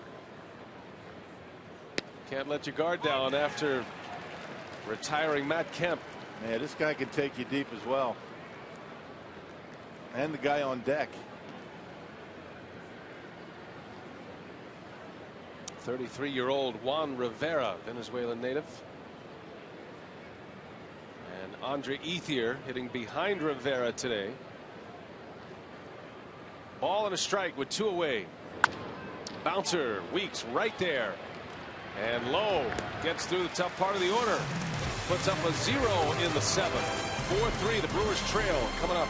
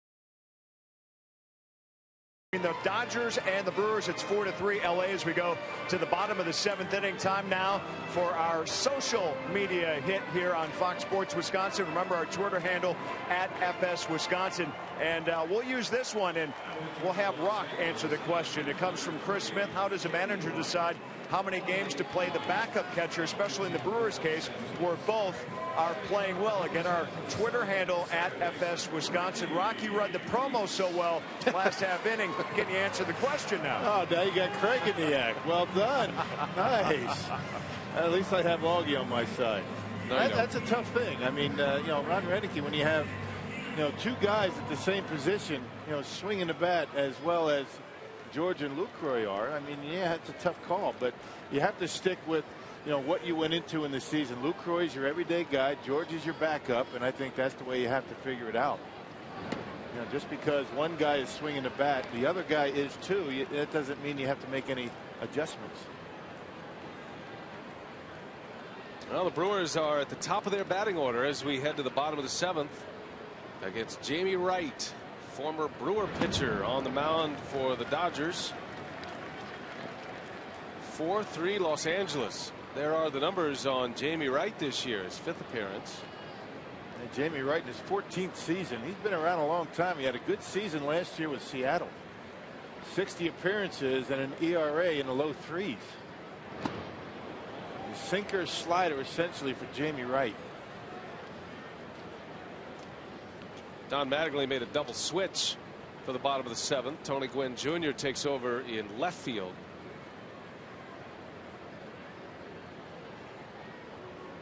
Rivera is out of the game. 2-2. Ricky swinging right over the top of the Jamie Wright offering. Yeah, after all these years, Jamie Wright can still get it up there at about 93.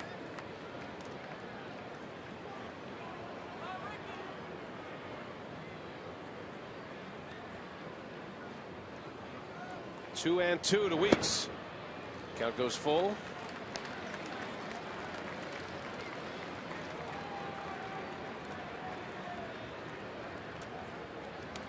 Wright had a couple of years with the Mariners.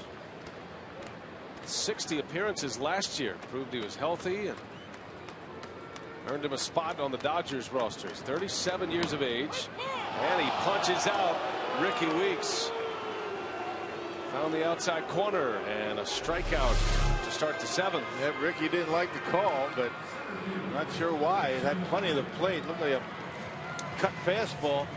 You know, on that angle, it looked like it might have been high, but you know, in that center field shot, it looked like a pretty good pitch. Out number 1 for Wright. And here's Nigel Morgan now. Brewers are down a run. Ishikawa drove in a run last inning to bring the Brewers within 1. Ho-Chunk Gaming text question from Matt in Cedarburg. Do you ever think replay will expand in baseball in coming years? I know you and I disagree on a number of things. That's not true. That's one of them. Not really. I mean, you're all for. I think it will, and I think it probably should, but you bring up good points as well about, you know, when do you draw the line? Where do you draw it as far as where to position base runners? That's the challenge in replay, in the replay rule situation. And then where does it end as far as just what you replay? I mean, right. And how do you do it? Does a manager get, you know, 2 challenges or 1, or you throw a flag, or what do you do? But positioning runners in the event that you overturn a call, I mean, that's tough. And this is the only sport that you would have to do that. You know, like for example, last night, and obviously that question is probably because of the play at the plate last night with Nigel Morgan, which a replay in our super slow-mo camera, our Exmo look at it, showed that he was out. But obviously these are high-powered cameras here, and in real time it was bang bang. So Don Mattingly brought it up after the game last night. I think a lot of people have made a case for it as Morgan swings and misses, and Jamie Wright has 2 strikeouts to start his 7th inning. Now let me ask you, if you saw that on replay, was there enough to overturn that call at home plate? I would say so. You think? Yeah. But real time, you don't know. But your point about where do you put the base runners now? See, that's as close as it gets. I mean, that's real. That's what Mike DeMuro has to deal with. So, well, I mean, not being hard on the umpires at all. It's just the point would have been moot had A.J. Ellis, you know, made the play, you know, the proper way. I mean, why go behind the plate to make that play? Mm-hmm. If he stays there, blocks home plate, that's not even close. Or a better throw from Kemp, who got his footwork a little crossed. Yeah, but my whole thing is, I mean, you want to get the plays right, and most of the time, I mean, 95% of the time, 99%, the umpires are right. They really are. They do a good job. You know, we squawk about the strike zone from time to time, but for the most part, they do a bang-up job, and they get the play right And when they're not sure, they get together and they decide what the right call is. And again, then they'll get it right as well. So where does it all end? Where do you stop replay? Do you expand it to balls and strikes? I mean, where does it end? Yeah. I mean, that's my point. And that's a great point. And I think that's why the commissioner has this committee put in place with on-field personnel, off-field personnel, trying to figure out the best plan. I like the notion of having an umpire up in the booth, you know, in some kind of booth setting where he has access to all these replays and could make a change if need be. As Braun strikes out, boy, he's having a rough day, having a rough series. Jamie Wright strikes out the side. We go to the 8th inning.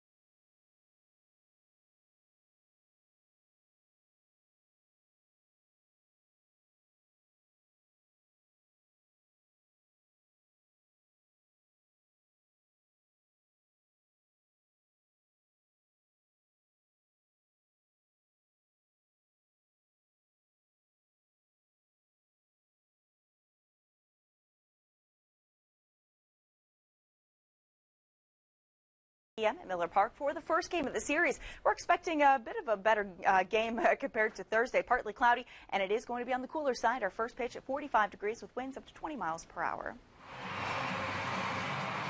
And our Miller Lite What's on Tap. Tomorrow the Rockies in town, first of 3, and it's a 6:30 airtime on an hour earlier Saturday, and then Sunday's a matinee at 12:30. I didn't expect that. The Brewers will welcome in the Astros on Monday. He's all dressed up, looking for a big comeback win for the Milwaukee Brewers. And they're down 4-3 as we head to the 8th inning. Did they have medals like that in the Revolutionary War? Oh, no. It's very confusing. I didn't have much to go to there. Highly decorated. That's right. That big opportunity for Manny Parra, who's been throwing the baseball much better than he was early in the year. For his first couple of appearances. 5th appearance for Manny and a 270 earned run average. Got a tough customer to start his inning, Andre Ethier. Cameron Lowe works a scoreless 7th inning. Randy Wolf started. And now Parra here for the 8th.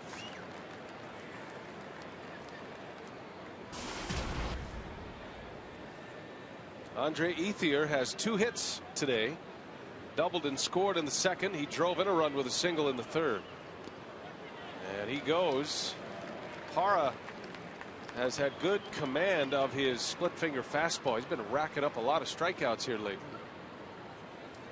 Now that's a function of getting ahead in the count. Throwing good quality fastballs. Hitters aren't going to swing at that stuff when they're ahead in the count. 0-2 on Ethier. And that one's in the dirt. Did he go? Yes, he did, says the third base umpire, Mike DeMuro. Ethier is a strikeout victim. And makes himself an easy out by just standing at home plate. And Mike DeMuro gave the sign right away. Looked like he went. Clearly he did go, and a good block by George. And when you talk about good command of his split-fingered fastball, that's what you're talking about. That's where you want it with 2 strikes. You don't want that pitch to be for a called strike. Well, Ethier did not force Kotaras to make a throw to first. And he was able to secure it easily with a tag. Here's Jerry Hairston Jr. now.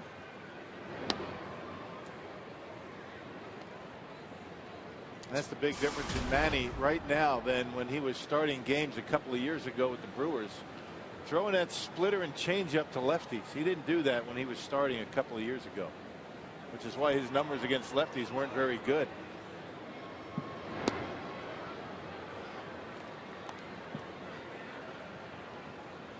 Well, Parra missed the entire season last season. Had a back injury, had an elbow sprain that eventually required surgery. Had surgery in August last year to remove a bone spur. As Hairston singles back up the middle, a base hit.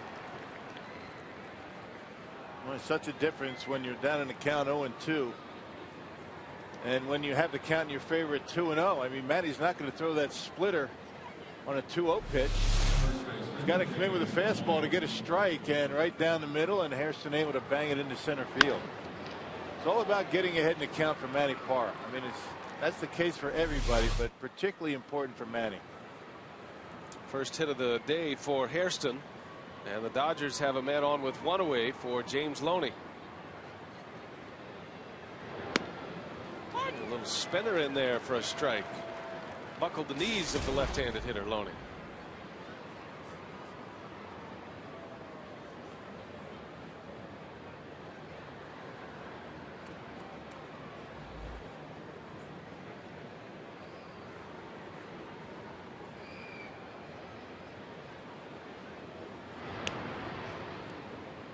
If you're looking ahead to the Brewers' 8th inning, Aramis Ramirez will lead off.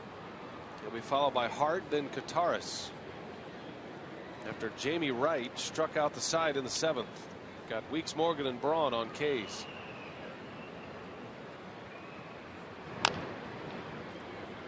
Oh, 0-2 on Loney.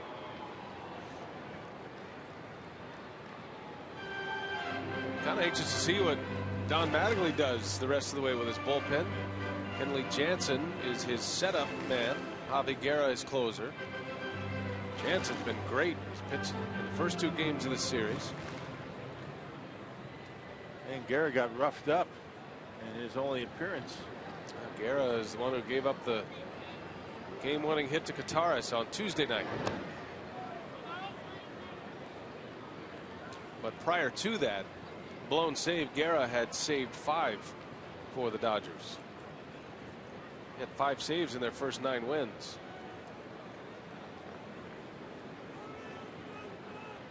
But it certainly makes you think about it when Jamie Wright strikes out the side and shows some pretty commanding stuff. Runner goes, and a bouncer fair that is over the bag, hits the sidewall. Loney on his way to second with a double, and that ball hitting the side wall might have saved a run. And a 1-2 pitch, and Loney able to just barely tuck it inside that first base bag. Like Jim Joyce on the call, the first base umpire right away signaling fair, and that ball does get down in the corner. It's a 5-3 game. There's that split-fingered fastball. You notice the location up around the belt. That's not a good pitch up in the zone. Down in the zone, it's unhittable. Manny hung that one, and Loney able to knock it for a double. Well, that's a big break for the Brewers. It hit that angled wall. Saves a run for now. And now Matt Trainer at the plate with runners at second and third. Brewers are down a run here in the 8th. Dodgers threatening.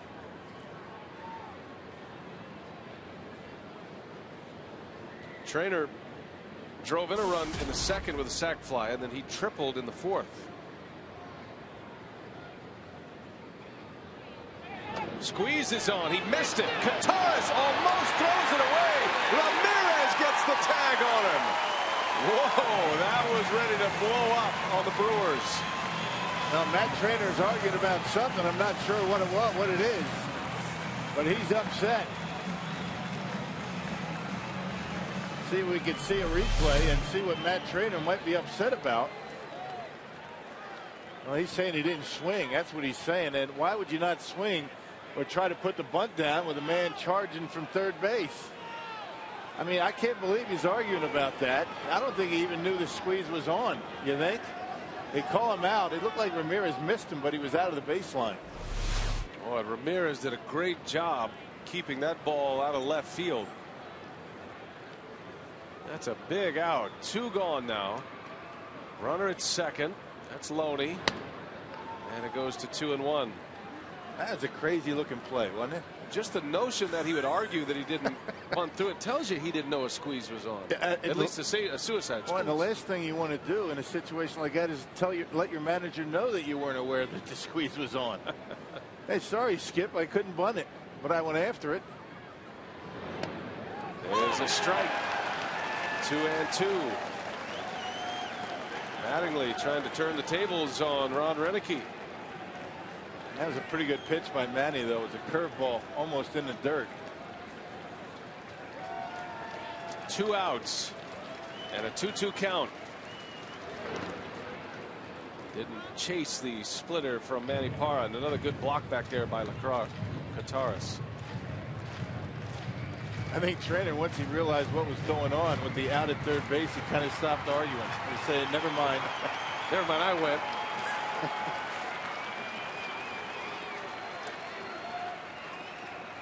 Full count. And a swing and a miss. Manny Parra gets out of it. Second and third, 1 out. A bot squeeze by the Dodgers. A strikeout for Parra. Here comes Arauz Ramirez to lead off. The Brewers down a run. We go to the bottom of the 8th.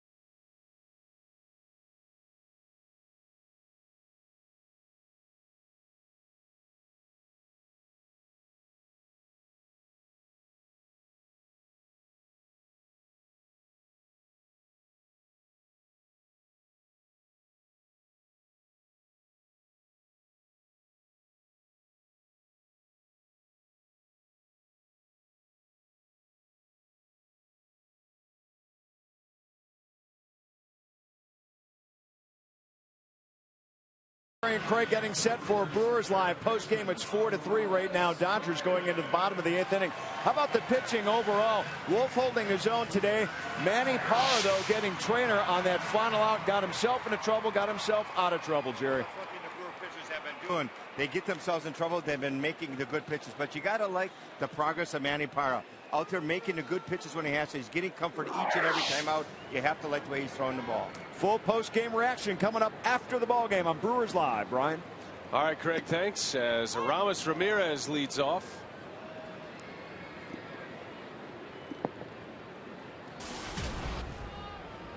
Ramirez 2 for 2 with a walk today. Scored a run a couple of innings ago back in the 6th.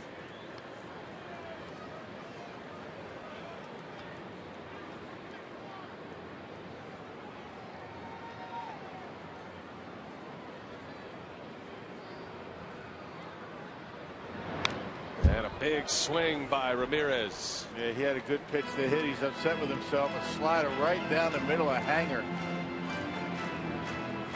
He's getting some good swings today. Last couple of days for Ramirez.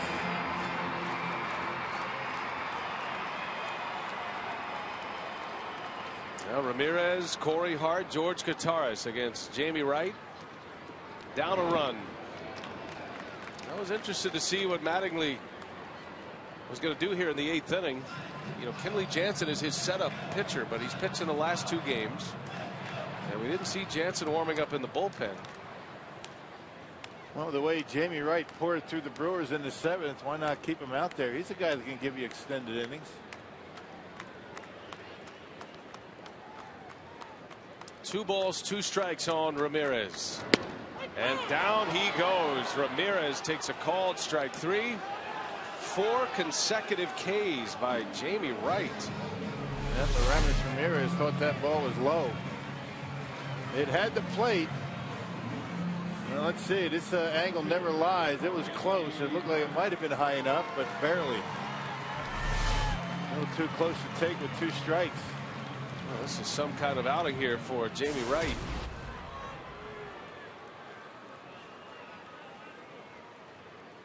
Wright had just 1 strikeout in his 4 games pitched prior to this outing. Every out has been a strikeout thus far. He got Weeks, Morgan, and Braun in order in the 7th. Ramirez to start the 8th. And he's 0-2 on Corey Hart. Got a good wicked slider today. Boy, that ball has some break to it. Yeah, late breaking slider. Yeah, good sinker. Just one of those days for Jamie Wright.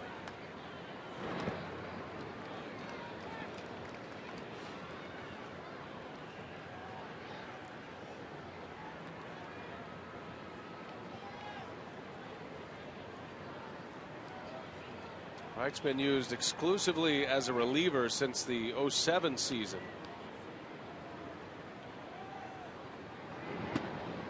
And that one missed. 2 balls, 2 strikes. First 11 years of his career, though, he was a starting pitcher. That included 3 seasons as a Brewer.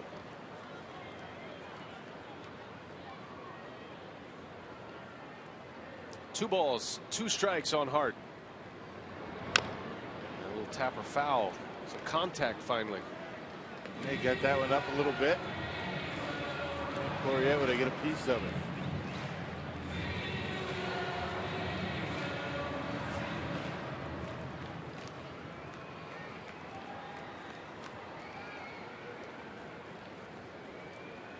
Hard looking for his first hit of the day. 0 for 3 with a K. And down he goes.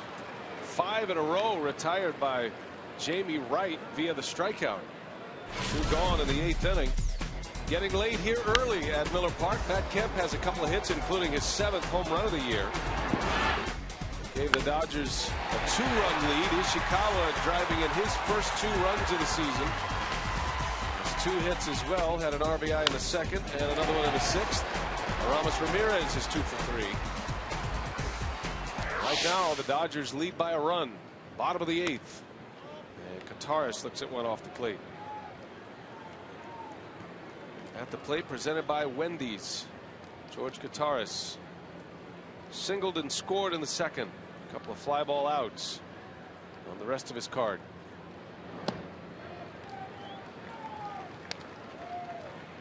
Man, George, with the count in his favor, you would think that he's going to get a fastball, but you never know. The way Jamie Wright has confidence in that slider. Everybody realizes how George has been swinging the bat. They're probably going to be careful with him. Yep. Looks like a cut fastball off the outside corner. 3 balls, no strikes. And we'll see if Kataris has the green light here. 3-0. Very patient hitter.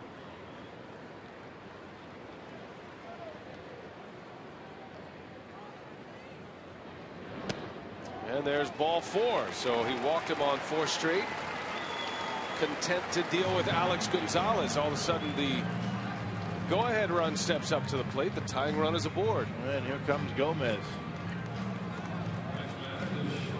Pinch runner Carlos Gomez at first base. As Kataris is out. We'll see if Gomez is on the move here.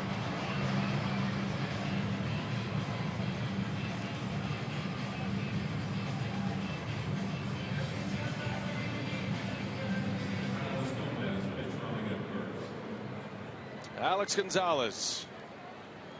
A big at bat in the 8th. Can the Brewers do it again to the Dodgers? They've won the first 2 games in their final at bat.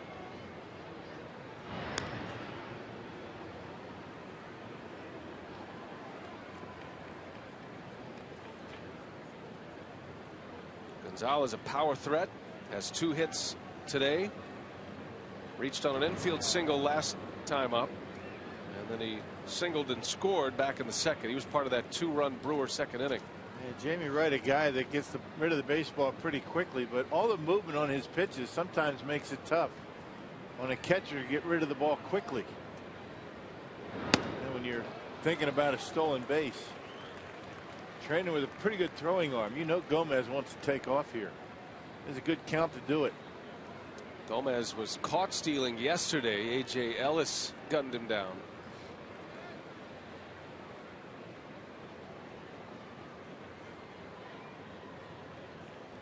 Trainer has a good arm. He stays put, and Gonzalez takes ball 2. So after 5 consecutive strikeouts, suddenly Jamie Wright has thrown 6 straight balls. Man, all of a sudden now Gonzalez with the count in his favor, and got a guy on deck that's been swinging the bat well all day, Ishikawa. So you figure Gonzalez to get a pretty good pitch to hit here. He's certainly got enough power to knock one out of here. Ishikawa's had the hot bat tonight. Most of the damage in this game done by the bottom of the order. Oh, big swing. Gonzalez let it rip. 2-0. Man, looked good about 3/4 of the way down, and then kind of just dropped as it got to home plate.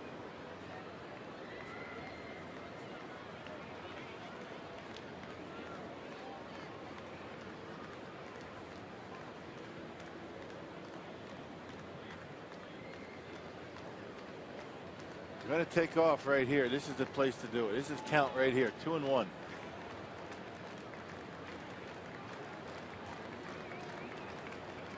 There he goes. And it's a strike. Throw to second is late, and it's into center field. Gomez to third. He rounds it. He'll stop there. Just like last night. A steal, an error on the catcher. Now the tying run is at third base for Milwaukee with 2 away. Yeah, did you see what Gonzalez did? He kind of laid the bat out in front of Trainer to keep him back and disrupt his vision. Well, the arm drops and into center field. So a good job by Gonzalez to allow Gomez to take off, giving himself up. It was a strike. That's tough on a catcher when you do that. You can't see all that well, and you have to stay back. And taking strike 2. Tying run at third. Here's the 2-2. And a bouncer. Oh, what a stop. Hairston's throw to first. And it is in time for the out. What a play right there. Man, oh man. Could be a game saver. Taking an RBI and extra bases away, the former Brewer. Stop it, Jerry Hairston.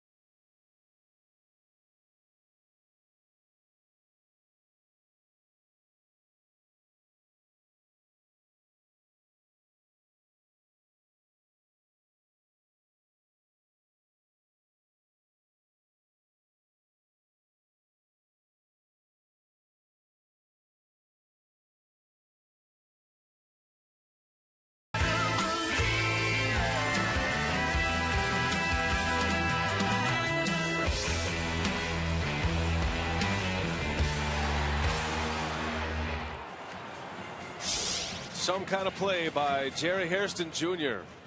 doing some damage to his old team. Took away extra bases and a game-tying RBI from Alex Gonzalez. So it is still 4-3 Dodgers as we go to the 9th inning now. Well, all of these games have been right down to the wire. Manny Parra back on the mound against Tony Gwynn Jr. Gwynn batting for the first time. Came in on a double switch 2 innings ago. Important innings for Manny to be able to eat up a couple when your team is down a run. You don't want to have to blow through your bullpen in games like this. This is what Manny's on this team to do. And Parra takes the one hopper. Tony Gwynn retired. Take it back to the play by Hairston last inning. Yep, angles himself back, able to keep it in the glove this time, and knew that he couldn't get it all the way in the air from his knees, and able to throw a one-hop strike over to Loney, and that would have certainly tied the game, if not more. And not even close at first base. Well done, Jerry Hairston Jr. Look at Jamie Wright. He pumped up. That was a great play. Remember, Kataris was pinch run for in that inning for Gomez. So Lucroy is in the game catching now. 4-3 Dodgers. Top of the Dodgers batting order here. D. Gordon. If Parra can retire the side in order, you won't have to face Matt Kemp in this inning. Right now, Kemp's home run in the 5th is the difference in the game. At the time, it gave the Dodgers a 2-run lead. Well, I doubt that Manny Parra is going to face Matt Kemp if he comes up. There is activity in that Brewers pen. Looks like Dillard.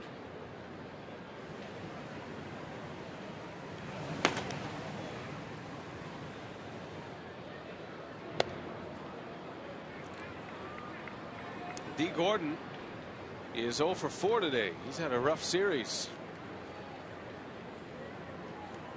I think everybody's anxious to find out how Gordon's going to respond in year 2. Hit over 300 last year. Oh, and that's not the guy to walk. So Gordon, the speedster, the major league leader in stolen bases, is aboard, and Ron Renick is quickly out of the dugout to make the change. So Tim Dillard, the sinker baller, will come in. Brewers down a run, 9th inning. The Dodgers with a man on.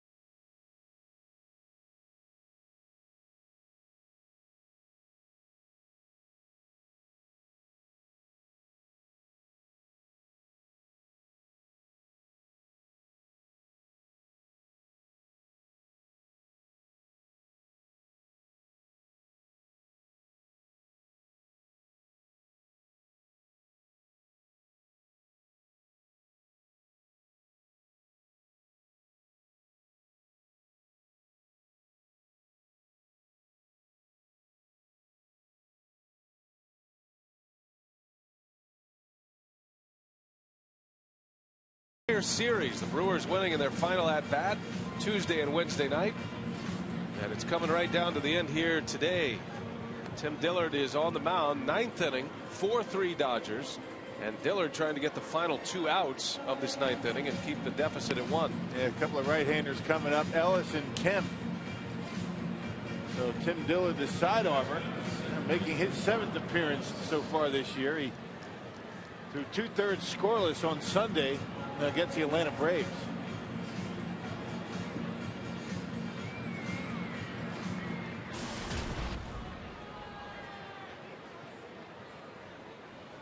Mark Ellis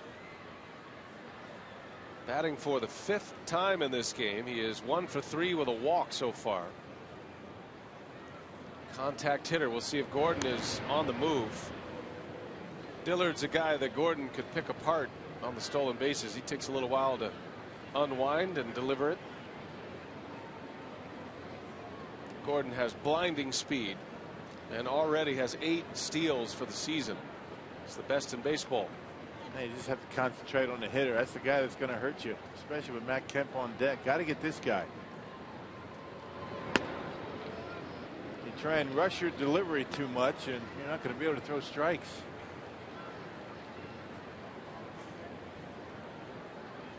What a sweet spot in the batting order to bat in front of Matt Kemp. And behind D. Gordon when he gets on base. Right. How many fastballs is this guy going to see? Now he's responded well. Runner goes. Lucroy's throw to second. And it's in time for the out. Wow. Surprising call at second base. Boy, he looked safe, didn't he? Jim Reynolds rings him up. I can't wait to see the replay of this one. Don Mattingly not coming out of that Dodgers dugout. Boy, I thought he had his hands in there. Well, maybe not. Great throw by Lucroy. Actually, he had his foot. Yep, look at Ricky's foot. The left foot. D. Gordon actually tags the foot. You can't see it on that angle. You'll see it here. Ricky does this an awful lot. That's a great play by Weeks and a good call at second base. Yeah, outstanding. Now Ricky Weeks does his homework with base stealers for that specific case. He knows the guys who go in feet first, the guys who go in head first. And you better know too. He'd break an ankle doing that. Yeah. Guy come in feet first. I mean, that'd be a mess.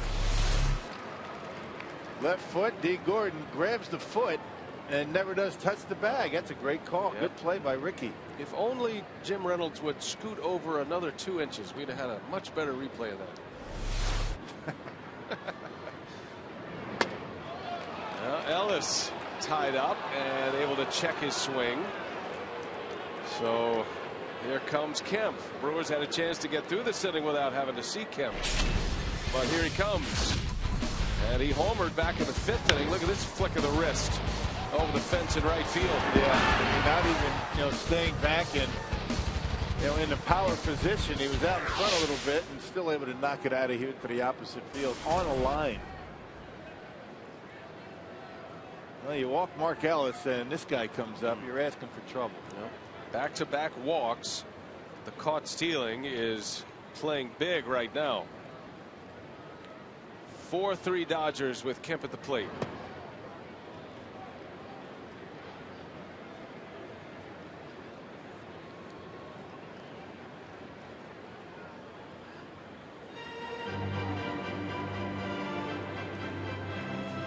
Same scenario we talked about last time Kemp was up there with Cameron Lowe. Kemp is a low ball hitter. Gets those arms extended. He does big damage, as we showed you that highlight from the home run off Randy Wolf back in the 5th inning.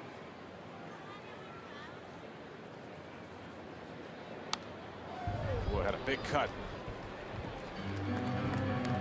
It's hard for a sidewinder like Dillard to elevate a pitch, but that's about as much as you can do it. Yep, he got it in on Kemp, but Kemp would like to have that one back. It was in, it was up, and Kemp just a little bit behind it. 2 outs, top of the 9th. And a spinner for a ball. 2-1. The Brewers in the bottom of the 9th inning will have Ishikawa lead off. At the pitcher spot after that, and then back to the top of the order, Ricky Weeks. And Dillard trying to get him there, only down a run. 2-1. Stevie Wright on the corner. Dillard burns off the edge on Kemp. 2-2 now. That's about the location that Francisco Rodriguez struck out Kemp on yesterday. Yeah, through 5 pitches right there.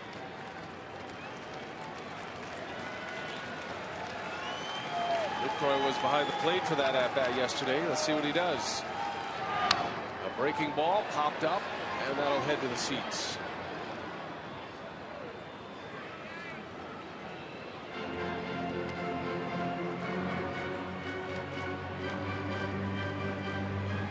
It's not that Kemp is a good hitter, which he is, but he's a good hitter that's hot right now. His batting average is .460. Yeah, but he does strike out a lot. He struck out almost 160 times last year. Kemp has 2 hits today. The pitch, swing and a miss on cue. Dillard strikes him out. And the stage is set. Do the Brewers have another comeback in them? Down a run, bottom of the ninth, bottom of the order coming up.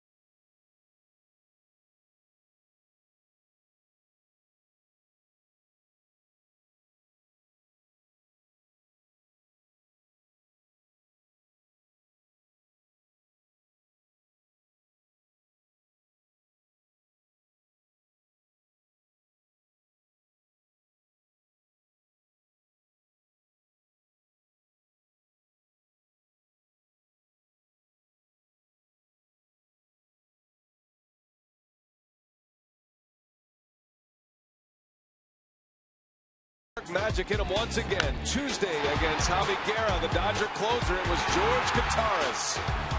A 2 RBI double, a pinch hit 2 RBI double. Gamble with a great slide. The Brewers walked off a winner Tuesday night in regulation. Last night, extra innings. It was Ryan Braun, a little less dramatic, but it still got the job done. A sacrifice fly. Brewers got the benefit of a call. Morgan scored the winning run. 2 nights, back-to-back nights scoring in their final at-bat. And can they make it 3 in a row against the Dodgers? Down a run, and Mattingly goes back to his closer, Javi Guerra. And he's the one that was on the mound when the Brewers had that walk-off on Tuesday night. You can see the save totals for Javi Guerra, 5 for 6 already this year, a .284 earned run average. And not a big strikeout guy. Good control with a pretty good slider. And he will face Travis Ishikawa, who has been the star offensively tonight. There's a bunt, and it's a beauty. Hairston's throw is in time. Man, oh man, Jerry Hairston, have a day with a glove. Yeah, get this guy out of town as quickly as you can. He has taken away a lot of base hits. He's something else. As we mentioned yesterday, he doesn't get a lot of the headlines. Ishikawa with a very good bunt. But Hairston with a great play on a bare hand. Wow. What else is this guy going to do? To be able to get that much of a throw on it with a bare hand pickup. Well, he doesn't play defense like a utility player. He has made 2 superb plays. Here's Norichika Aoki now. Yep, it's do or die. You either have a good grip on it right away and get a good throw, and he's out by half a step. Great play. Tip your hat. Any bobble at all on a bare hand like that, and he's safe. So 1 out. And here is Aoki pinch hitting. He's 2 for 5 as a pinch hitter. One ball, one strike.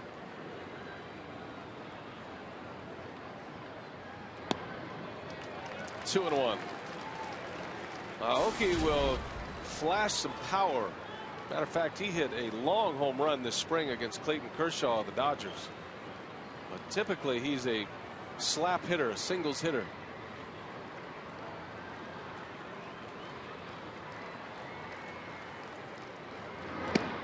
And that's inside. 3 balls and a strike.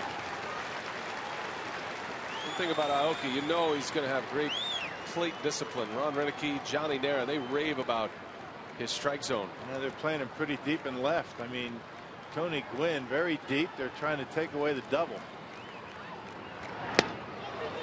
And he cuts through. Aoki, a 3-2 count. And with 2 strikes, Aoki, from what we've seen of him so far, likes to shoot that ball into left with 2 strikes. A 3-time batting champion in Japan, up in a big spot. Top of the order is coming up next. And the 3-2, and Aoki, did he go? Oh, a foul tip for a strikeout. And there is out number 2. Home plate umpire James Hoy right on it. He heard it, and Aoki is out. Now you can't tell. Ball is down. He checked his swing, and there's no way of knowing if he tipped it. Ball's not going to change direction at all. If it does, then the catcher's not going to be able to, catch it.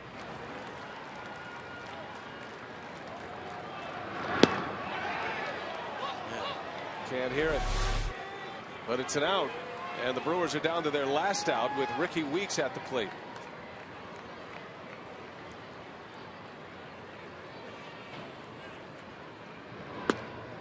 Strike one. Guerra pouring in the strikes now. Ricky looking for his first hit. He's 0 for 4. Has 2 homers this year, both solo shots. His last was at Wrigley Field in Chicago. On the corner. 0-2 the count on Weeks.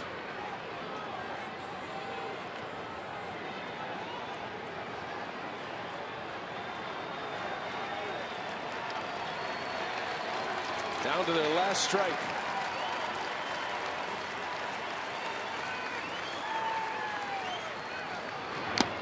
And he got him. That's the ball game as Javi Guerra strikes out Ricky Weeks to end it. And the Dodgers salvage the final game of this series.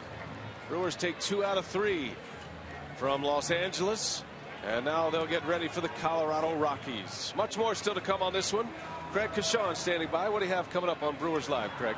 Well, still a good series for the Brew Crew, grabbing those first 2 games. We'll look ahead to Colorado coming up this weekend as the long homestand continues. Get post-game reaction from Ron Renicky and Brewer players inside the clubhouse as well.